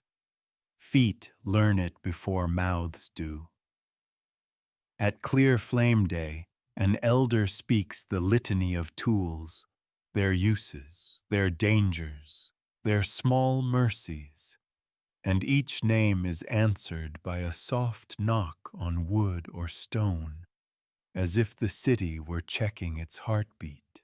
There are myths, but they are blueprints more than commandments. One tells of a child who wandered too far and was found by a corridor that decided to widen for her, an invitation to carve. Another speaks of the first feather, a single down caught in a shaft that taught the people how to see air. Their gods, if the word fits at all, are functions wearing faces, the sighing throat, the patient drip, the kindly echo. Respecting them looks like maintenance. Above all is the Sabbath of silence. One night each month when nearly every lamp is banked, no tools are used, and the city listens. Not to a sermon, not to a command, but to itself. The long, even breath of a people who have agreed to keep one another alive. When the first lamps lift again, there's a sweetness in the air that no herb can brew. It smells like trust. Underground, memory must learn to wear stone. Paper wilts in damp month. Ink runs where walls sweat, and leather grows quiet with mold. So a people who wish to outlast themselves build a library that doesn't mind the dark. One you can read with your fingers, your ears, even your breath. Begin with clay. The city's pages are tablets fired to a quiet bell tone, etched not only with marks but with textures. Recipes for soil show up as ridges your thumb can count in the dark. 3 short ribs for sand, 1 long for leaf mold, a scatter of dimples for crushed shell. Vent ledgers are grids of shallow grooves. A child can track a season by sliding along the lines until the nail meets the notch that means swept. Laws are not prose, they're patterns. A braid of raised and recessed bands that say, without argument, first for thirst, then for use, last for ease. Sound holds chapters, too. Some rooms are tuned like instruments. One pillar answers in a low, steady note. A hollow in the wall brings back a bell-clear tone. Songs live here, tuned to the stone so they cannot be sung falsely. A melody for first aid, a canon for fire safety, a round that keeps time for hauling, all recorded in the architecture itself. You don't just learn the tune, the room teaches you. Knots are indexes, a wall of chords, each strand a subject, each knot a page. Not just oil and grain, but births, repairs, paths that changed their minds. When a cord grows long, apprentices copy its pattern to a fresh one and sing the summary. What was promised, what kept, what learned. The old cord is sealed in clay against the wall, becoming a fossil anyone can touch. Smell and ash are footnotes. Near the council room, little cups of resin sit labeled in clay. Pine for abundance, sage for warning, lavender for rest. Meetings begin with a pinch that says why you're gathered, so the nose becomes a bookmark for memory. At the vents, ash rings keep a record of drafts. The thickness of the soot tells past seasons, as readable to a vent warden as ink to a scholar. Art preserves what argument forgets. Market jars carry bands of tiny figures, hands passing baskets, a ladder with one rung darker than the rest to mark the year the city replaced them all. Children learn history while drying their palms on a jar's warm side. Ledges along main corridors are carved with shallow maps, not just lines for tunnels, but textures for floor tilts, dots for safe alcoves, and a scatter of roughness where rock once fell and was tamed. There is a room they call the Quiet Index. No lamps, only foxfire glow.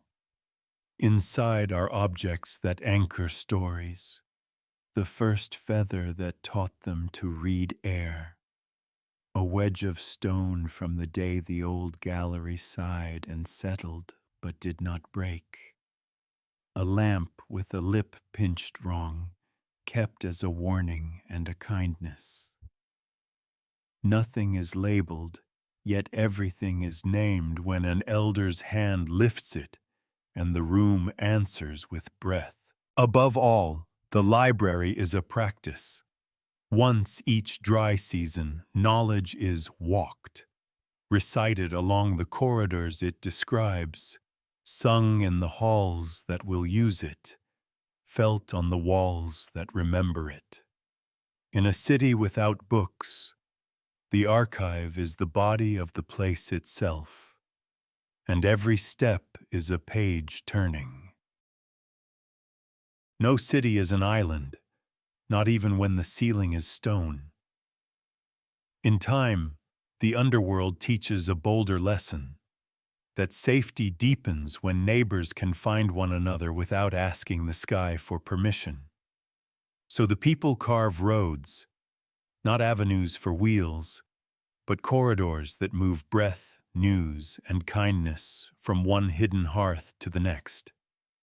They call them rootways because they travel like trees think, seeking water, skirting rock, always patient.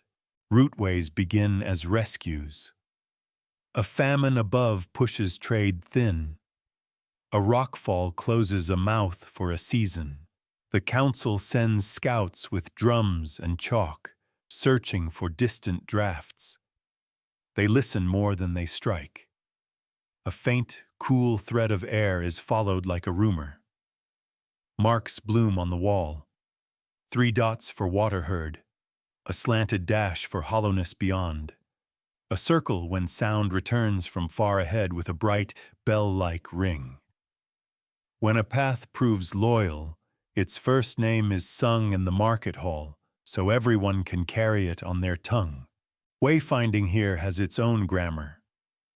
At intervals, the corridor widens into breathing rooms, little plazas with 2 low benches, a niche for a lamp, a basin to catch the stubborn drip that refuses to travel.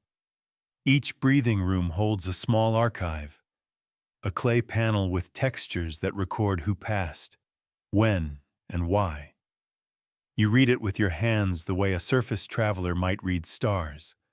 A coil of resin waits in a sealed cup. Warmed in a palm, it marks the air with a scent that means safe or turn back, depending on how the draft is behaving this month. Distances are kept modest out of respect for lungs and courage.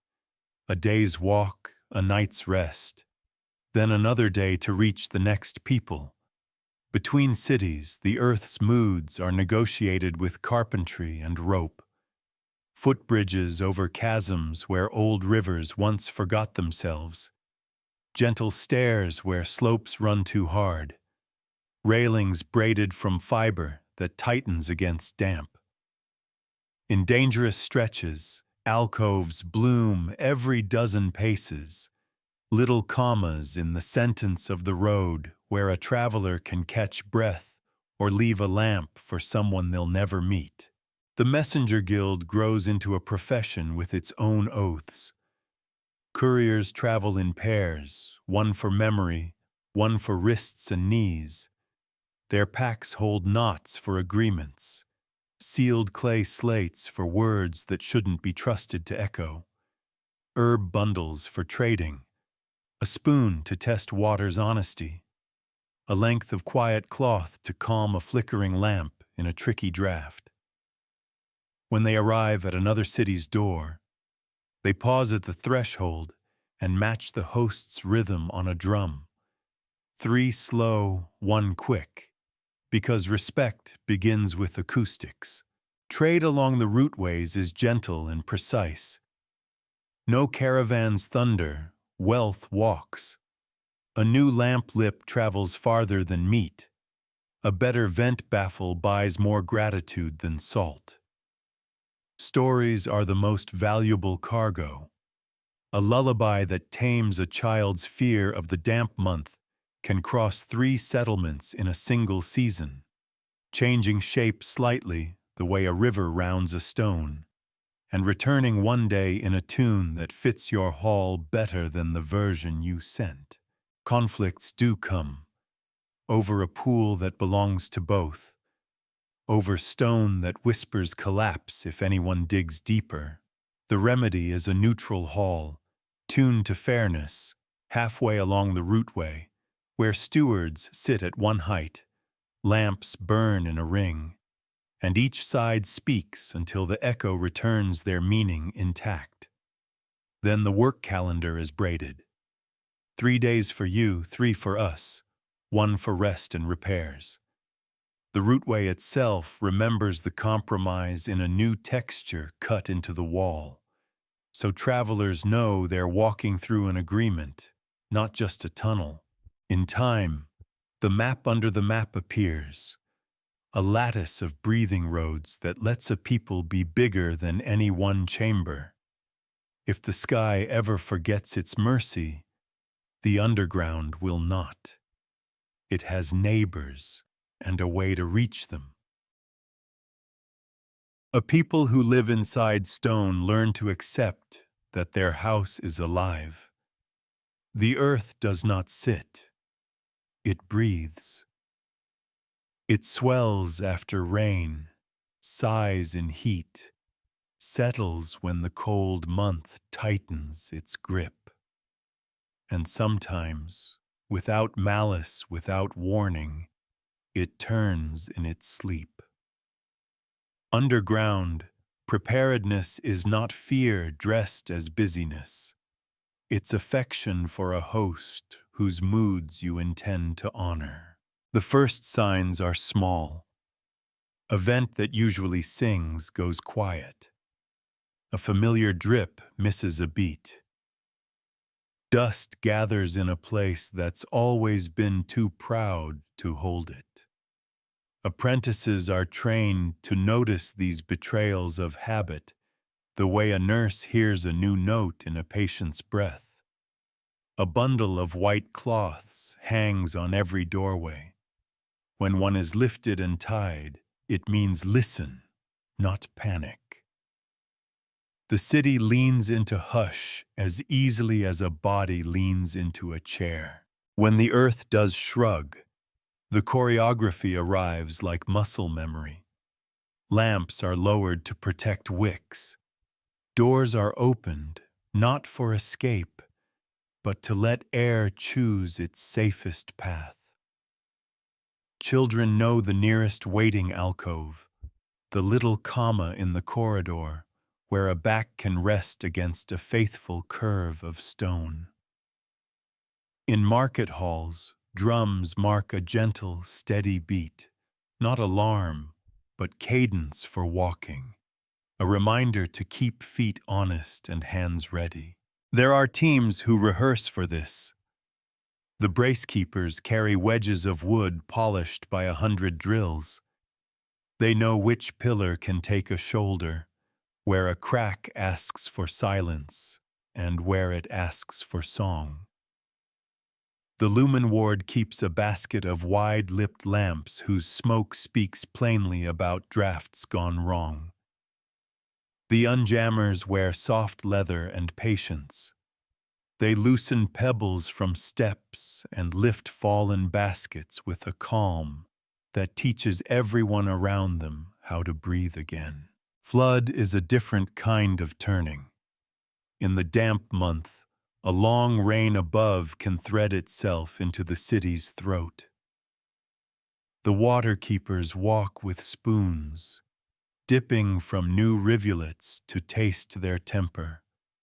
Sweet for rain, bitter for something the rock has not forgiven. Hidden doors, stone lids you'd never notice unless you'd been shown, swing down to become sills that slow and steer, turning rush into language. Floors tilt where they must, so water is persuaded, not fought. After danger passes, there is always counting, never blaming. The Council of Stone meets with ledgers of soot and silt. Which rooms need to rest? Which vent requires a new throat? Who noticed the first tremor, and who held a lamp for the last neighbor home? Praise is given the way a jar is sealed, cleanly so it keeps. Memory becomes engineering. A crack that once opened and healed is outlined with a line of dots, raised, not cut, so a hand can read the history in darkness. A pillar that complained is given a twin, and the twins receive names that rhyme to keep their partnership in the city's mouth. A song is added to the drill, one extra verse that mentions the small mistake nobody made again. And because spirit matters as much as structure, there is a ritual they call after. It happens in the great hall on soot-swept floors, with lamps at shoulder height. Everyone sits. No speeches. Just the long, even breath of a people who stayed on beat together. After a while, the storyteller stands and says the single sentence the city needs to hear. We listened. The hall answers with a soft knock on wood and stone.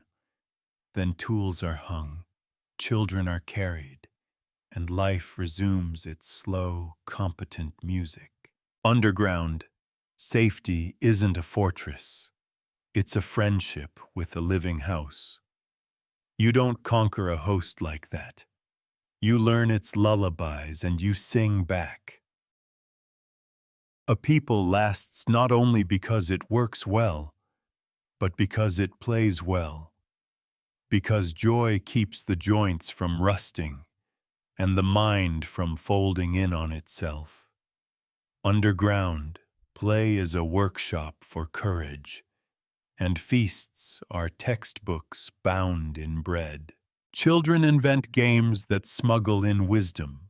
Shadow chase is tag under low lamps. The runner can only move when their shadow disappears against the wall. So they learn where light lies and how the body makes darkness behave. Feather watch sets a downy plume on a bowl near a vent. Teams whisper guesses about when it will quiver, training eyes to notice the almost seen, the draft that means safety. Long step marks uneven floor with pebbles. Hopping the pattern teaches the rhythm of stairs you can't yet see. Adults have their own play. Drum circles form in the market hall after ledgers are closed, hands testing echoes like archers testing wind. Two drummers face the stone and trade patterns until they find the corridor's favorite pulse, the tempo that travels cleanest. That pulse becomes a shared joke. Tap it on a jar, and a friend across the room will answer without looking. Laughter here is a safety drill in a softer costume. It keeps mouths and hearts limber. Feasts arrive like intermissions in a serious play. Mushroom feast we know, but there are smaller tables with their own meanings. Clear flame supper, when kilns have cooled and the city tastes the first bread baked on a newly mended hearth. First salt, when a tiny white cone is shaved into everyone's bowl to remind the tongue what preservation feels like. Honey quiet, a morning when comb is shared in silence so sweetness can be heard. Recipes are measured in gestures, a pinch that equals the space between two knuckles, a stir that lasts as long as a certain lullaby. Dishes remember history. A flatbread dimpled with fingertips recalls the year when steam made dough bubble if left smooth.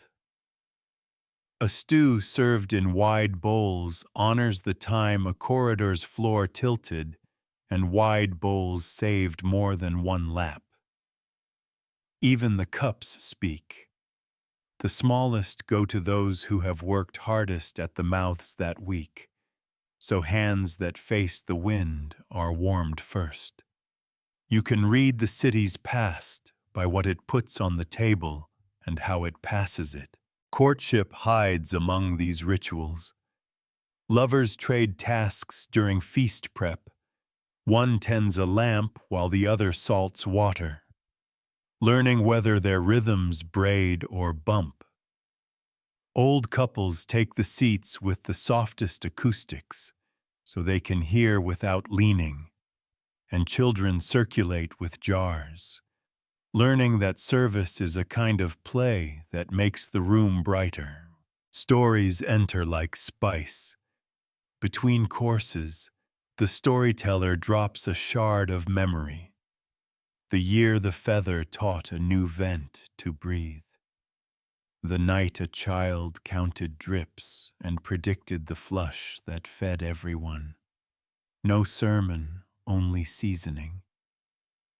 By dessert, thin slices of cheese kissed with honey, the hall is full of a feeling that keeps cities alive. We did this together.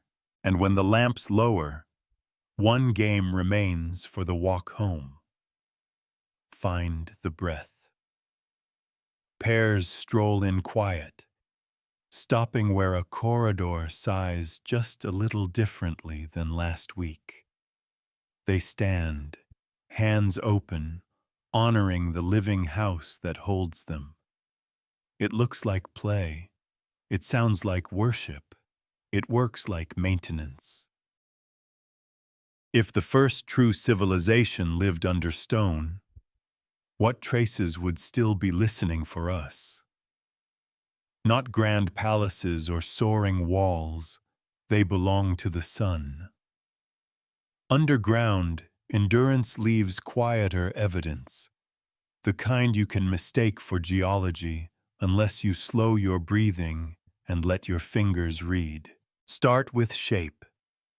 Nature loves irregularity. People love rhythm.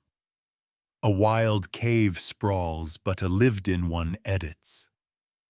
You'd expect to find corridors with repeated spans between pillars, ceilings shaved into gentle domes, floors that tilt just enough to persuade water, but not feet.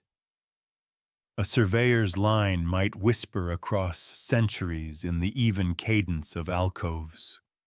Those little commas in the tunnel's grammar where a traveler once rested, where lamps once waited like stars set close to the ground.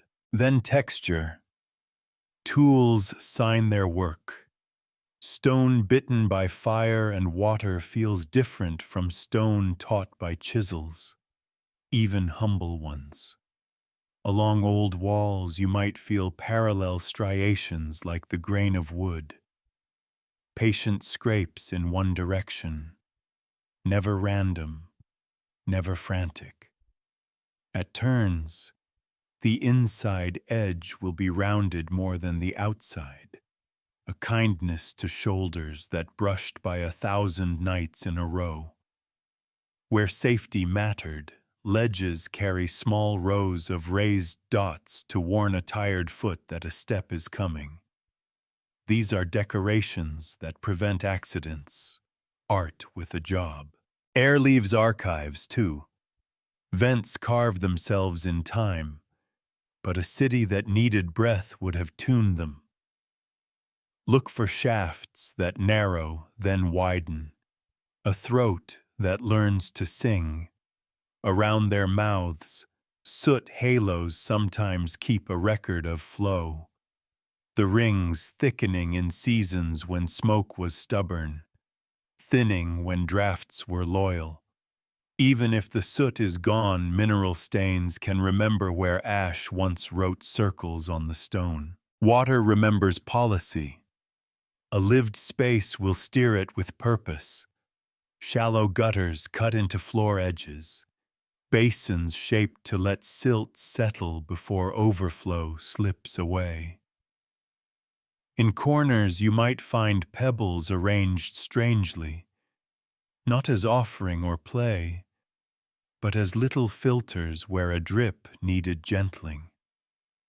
Pools adapted for use tend to be two-stage, one bowl for patience, one for drinking, carved like nested moons. And then the small artifacts that outlast almost everything, lamp shards with lips pinched just so, clay tablets whose marks are more tactile than pictorial, cords fossilized in mineral coats, their knots stubbornly holding a number nobody can read anymore. A broken drum ring, a copper hook pitted but still true to its bend. Nothing shouts empire. Everything whispers household. Most haunting of all might be the changes in sound. Stand in a chamber and clap. Does the echo return in two distinct pulses, as if the room was tuned for voices to meet fairly? Does a certain spot on the floor make a drum find its truest note? Acoustics are invisible masonry. A society that governed by listening would have left rooms where hearing is justice. If the earth has kept such signs, they may hide behind a single rockfall, a single seam of clay. Whole neighborhoods could be sleeping a few meters beyond where we've stopped looking, because the map said cave ends here, when really it meant patience required. Perhaps one day, a feather set on a bowl in a quiet dig will tremble, and an archaeologist will look up the way an elder once did and say softly, "It breathes." If the earth has hidden a first civilization in its quiet rooms, we will not find it by shouting with shovels. We will find it the way the underground asks to be met, by listening first, then answering with careful tools. Begin above. The ground remembers hollows as if they were lullabies. We read those memories with instruments that don't bruise. Microgravity surveys feel the faintest lightness where stone gives way to air. Electrical resistivity maps show where groundwater flows like ink and where dry corridors interrupt it. Ground-penetrating radar sends a soft question into the soil and waits for a reply that sounds like, "There is a shape here." None of these is a guarantee. Together, they narrow a million guesses to a few good whispers. Air is a witness, too. At dawn and dusk, when the surface wind is undecided, we kneel by limestone outcrops and test for exhalations. Tiny breaths of cooler or warmer air against the back of the hand. A strand of spider silk on a twig can become a compass needle. A pinch of ash in a shallow dish can sketch a draft's intent. If the feather quivers where no feather should, someone below may have taught the rock to breathe long ago. Water keeps diaries in stone. Stalagmites grow like patient metronomes, recording changes in soot, ash, and chemistry that pass through the cave air year after year.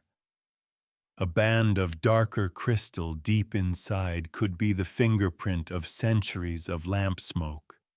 A sudden shift in mineral taste might mark when a corridor was opened or sealed. We do not smash to read. We core with needles, and we apologize to the rock as we do, because courtesy makes better scientists than haste ever has. Sound can scout where eyes cannot. A human clap is crude. A careful pulse, low, measured, sent into karst can come back with the map.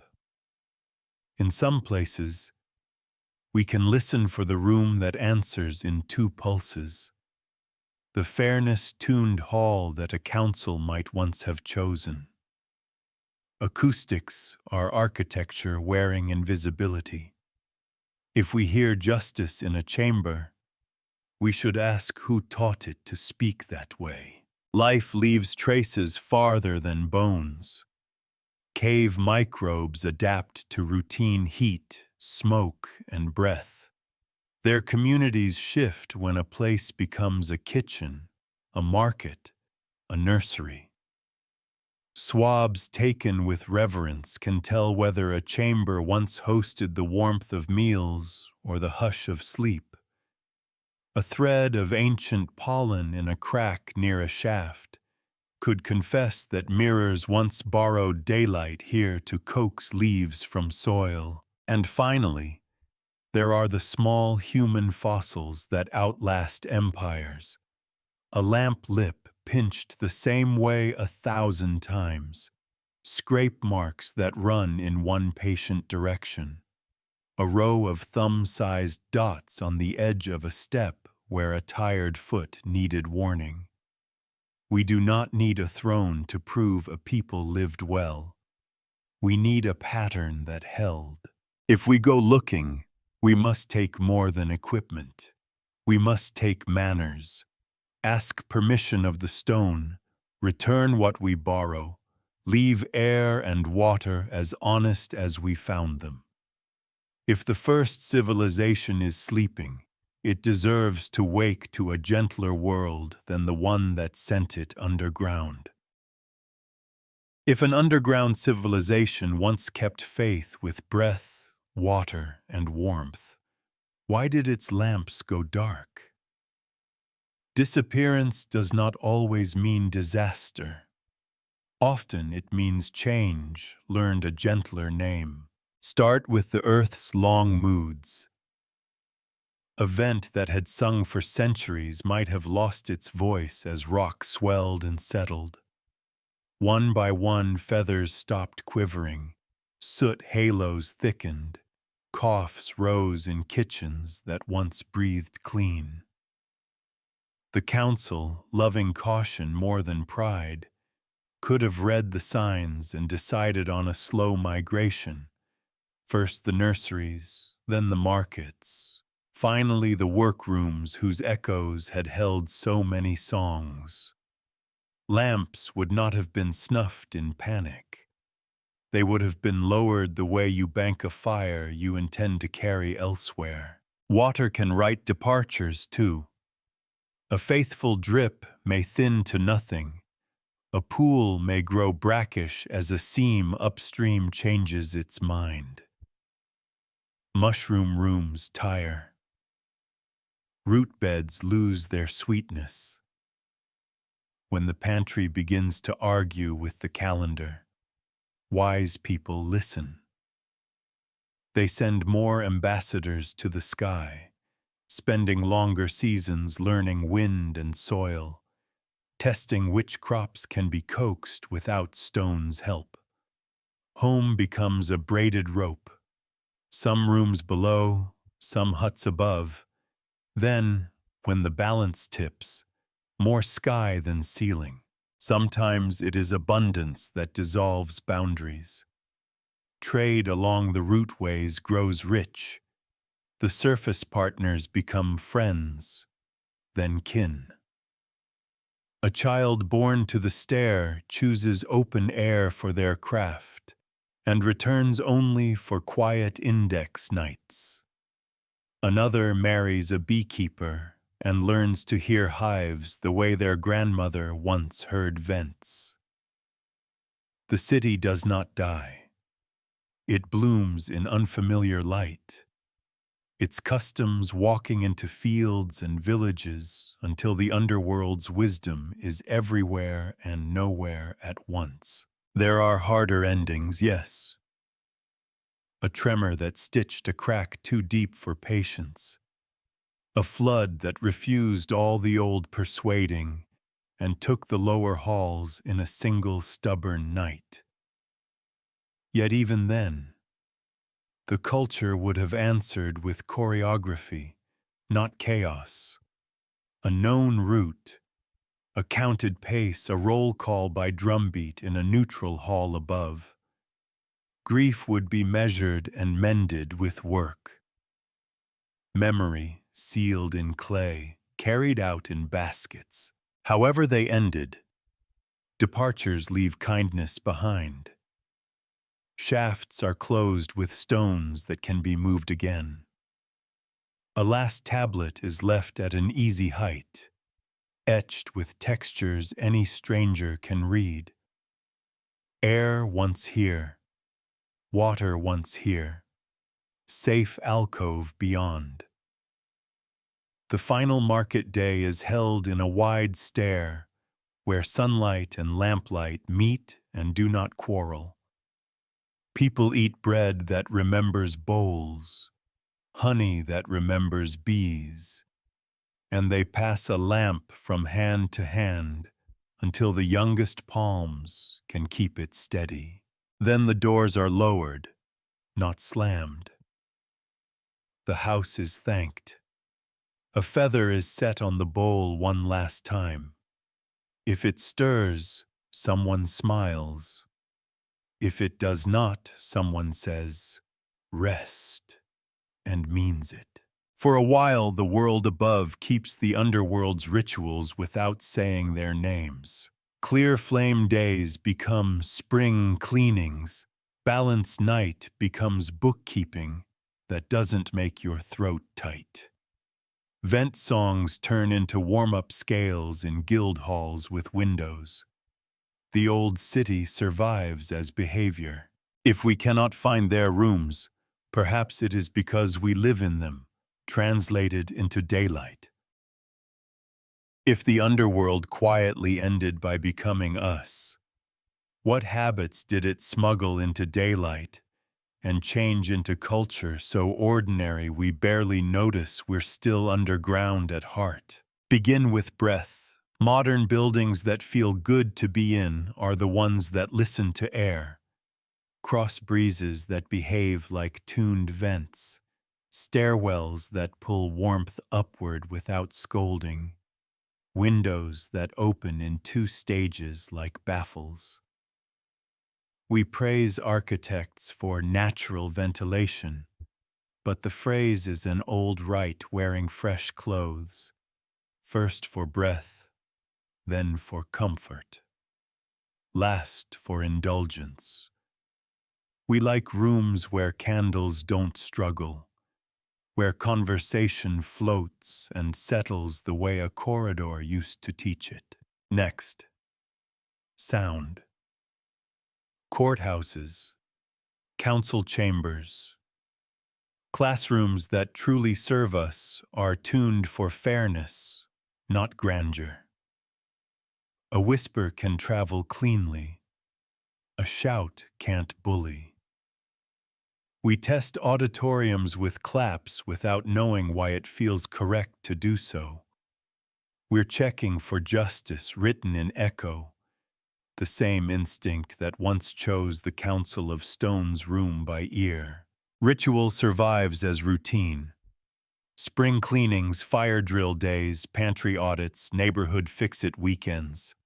These are clear flame days and repair festivals translated for porches and cul-de-sacs.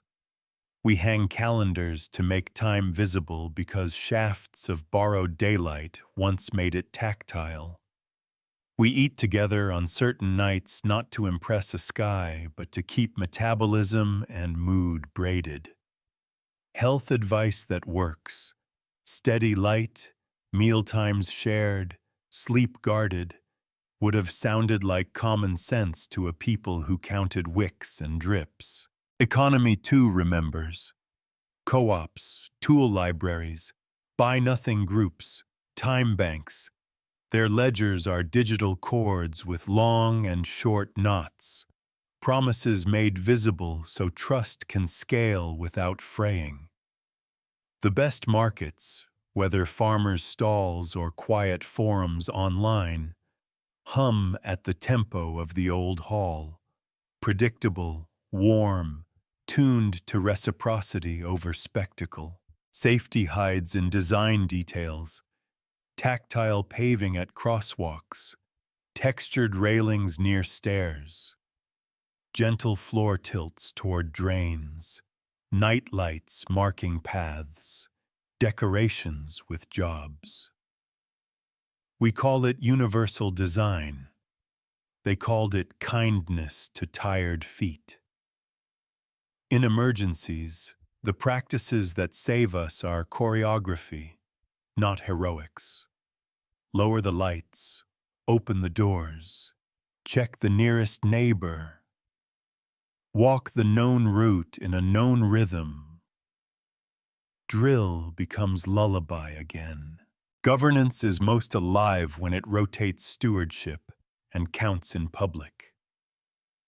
Term limits, transparent budgets, citizen assemblies, all cousins of shared ledgers on a knot wall, and leadership as responsibility rather than rank. The communities we trust most are those where records can be read by touch, clear, plain, repeatable, whether carved into dashboards or spoken aloud at meetings. Even our yearning for parks and porches, for quiet corners in cities of glass, is an echo. We're still looking for breathing rooms, little plazas on the way from one obligation to the next, where lungs can level and thought can catch up. A bench beneath a tree is simply an alcove without stone. What of faith? The habits that steady us are humble sacraments. Wipe the ledge, tend the vent, light one lamp for welcome. Share a bowl before speech. Leave a small brightness for whoever comes after you. They require no doctrine to work. They produce trust whether you name them or not. If a first civilization taught the world anything that lasted, it wasn't a monument. It was a stance. Attend to invisible things until they behave like allies. Treat maintenance as love. Let fairness be audible. Make prosperity feel like ease in the body. We are at our best when we remember those rules without remembering where we learned them. What if the oldest lessons in the dark could fix what feels wrong in the light? Modern cities often wheeze, air trapped in towers, noise bullying thought, emergencies treated like theater instead of choreography. The underground's quiet genius offers a different blueprint. Begin with breath, tune for listening, and make maintenance feel like love. Start with vents as citizens. Buildings can hold central breathing cores, open shafts that use stack effect to move air without scolding the grid. Windows become baffles, not wounds. Two-stage openings that let rooms exhale even when storms are moody. Streets align to invite cross breezes. Courtyards serve as urban breathing rooms every 100 steps. Little plazas where lungs remember how to level. On hot nights, whole blocks could practice a ritual the underworld would recognize. First breath. Lights dimmed, fans synced, windows staged so the district cools as a single body instead of 1,000 arguing throats. Justice should be audible. Council chambers and courtrooms must be tuned like the Council of Stone. No dead corners, no echo that crowns the loud. A city that invests in fair acoustics makes better decisions before it hires a single consultant. Transit hubs should hum at human tempo. Announcements that don't fight reverberation. Floors that guide feet by texture as much as by paint. Design safety as kindness, not signage. Tactile edges at stairs. Tiny raised markers before a turn, floor tilts that persuade runoff toward drains, decorations with jobs. Emergency practice becomes choreography. Lower the lights, open the doors, walk the route you walked last month. Drill as lullaby, not alarm. Make prosperity tangible and warm. Post not walls in digital form. Neighborhood dashboards that track heat, air, water, noise, and shared tools. Time banks and tool libraries are simply chord ledgers with better fonts. Markets run at the tempo of ease. Predictable hours. Steady prices tuned in public. Not by decree, but by honesty you can see. Educate by belonging. Every newcomer takes a long walk, an orientation route that teaches how this city breathes, where breezes live, which blocks hold shade, which atriums tune speech for fairness, where to find a breathing room when your day frays. Schools keep repair festivals, one day when halls are scrubbed, vents cleared, shelves fixed, and children learn that care is a civic language. Ritualize the invisible. A monthly clear flame day to clean filters, check alarms, mend railings. A Sabbath of silence in libraries and parks when sound rests and attention stretches. After a storm, a simple after ritual on stoops and in lobbies. We count, we thank, we resume. Build this way, and you'll notice a feeling that's hard to legislate, but easy to love. Rooms that calm, streets that forgive. A city that seems to know your lungs' name. The best urban future might be an old underground habit, remembered in glass and light. Before dawn, if such a word can live without a sky, the lamps sit low, and the city is a hush of steady breath.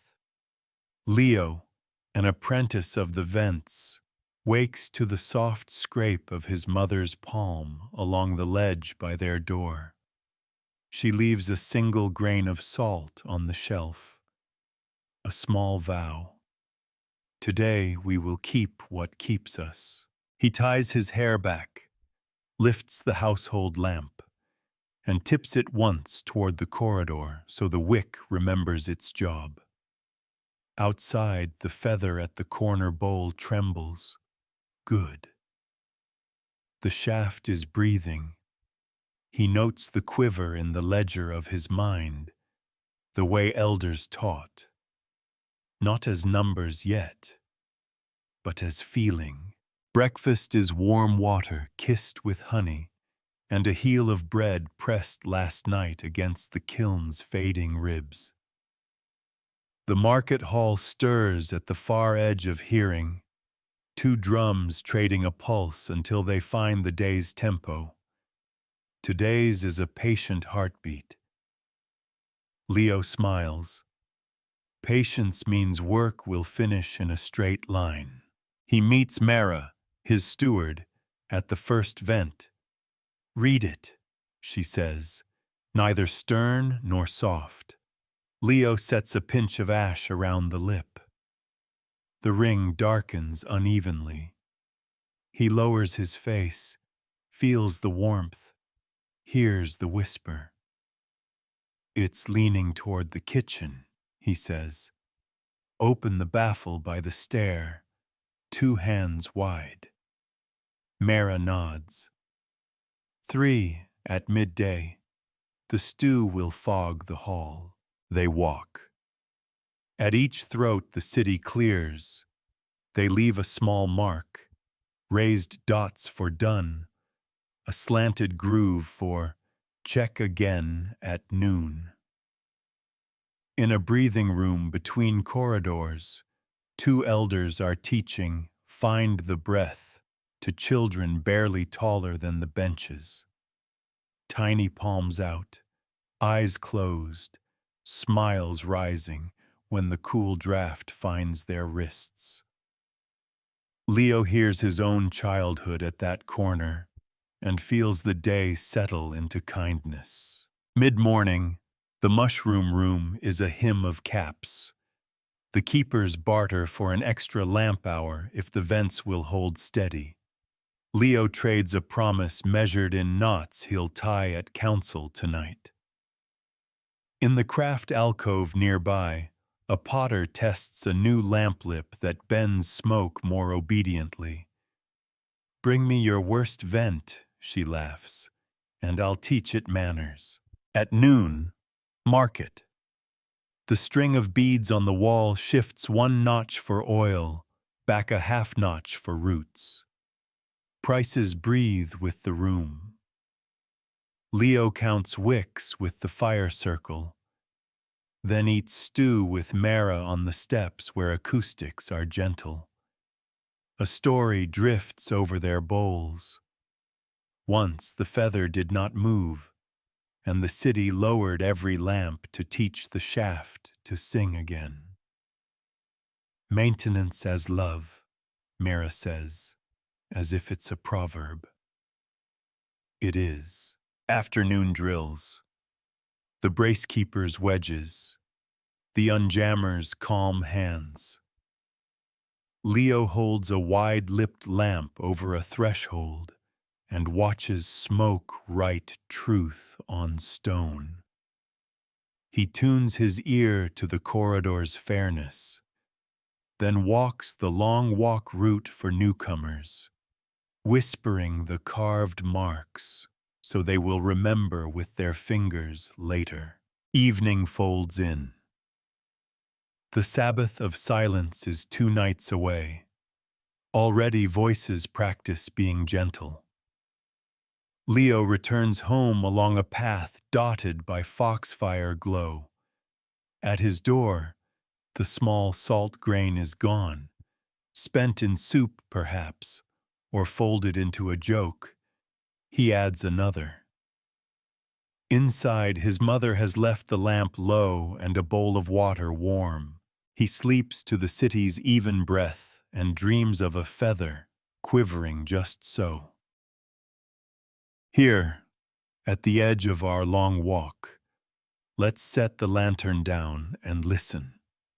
Not to prove or to argue, but to keep faith with the small, durable questions that made this journey worth taking.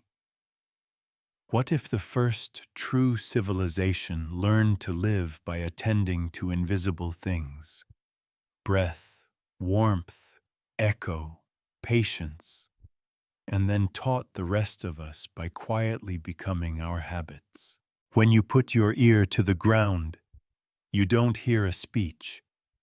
You hear a cadence, air finding its path, water telling you what season it is, stone deciding how much weight it can carry today. The people we've imagined trusted that cadence more than thunder. They tuned rooms until fairness was audible. They considered maintenance a love language. They counted prosperity in ease of breath, steadiness of shelves, and the way a corridor could hold fear without breaking. Maybe they were never far away. Maybe they're here each time a council meets in a room that doesn't crown the loud, each time a market hums at a kind tempo, each time a neighborhood cleans its own vents and calls it spring.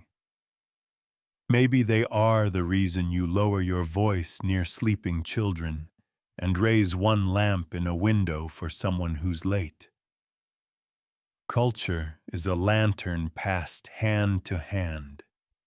It is brilliant only because no one squeezes it. If one day we find their rooms, pillars left thicker where affection and caution shook hands, lamp lips pinched just so, knots fossilized in mineral coats, we will recognize them the way you recognize your own handwriting in a note you barely remember writing. If we never find them, but build cities that breathe anyway, that will be discovery enough. So keep a small feather in your life. Notice when it quivers. Make a pact with the sky that doesn't embarrass the stone. When the world turns in its sleep, as it will, let your first instinct be choreography, not spectacle. Lift lamps together.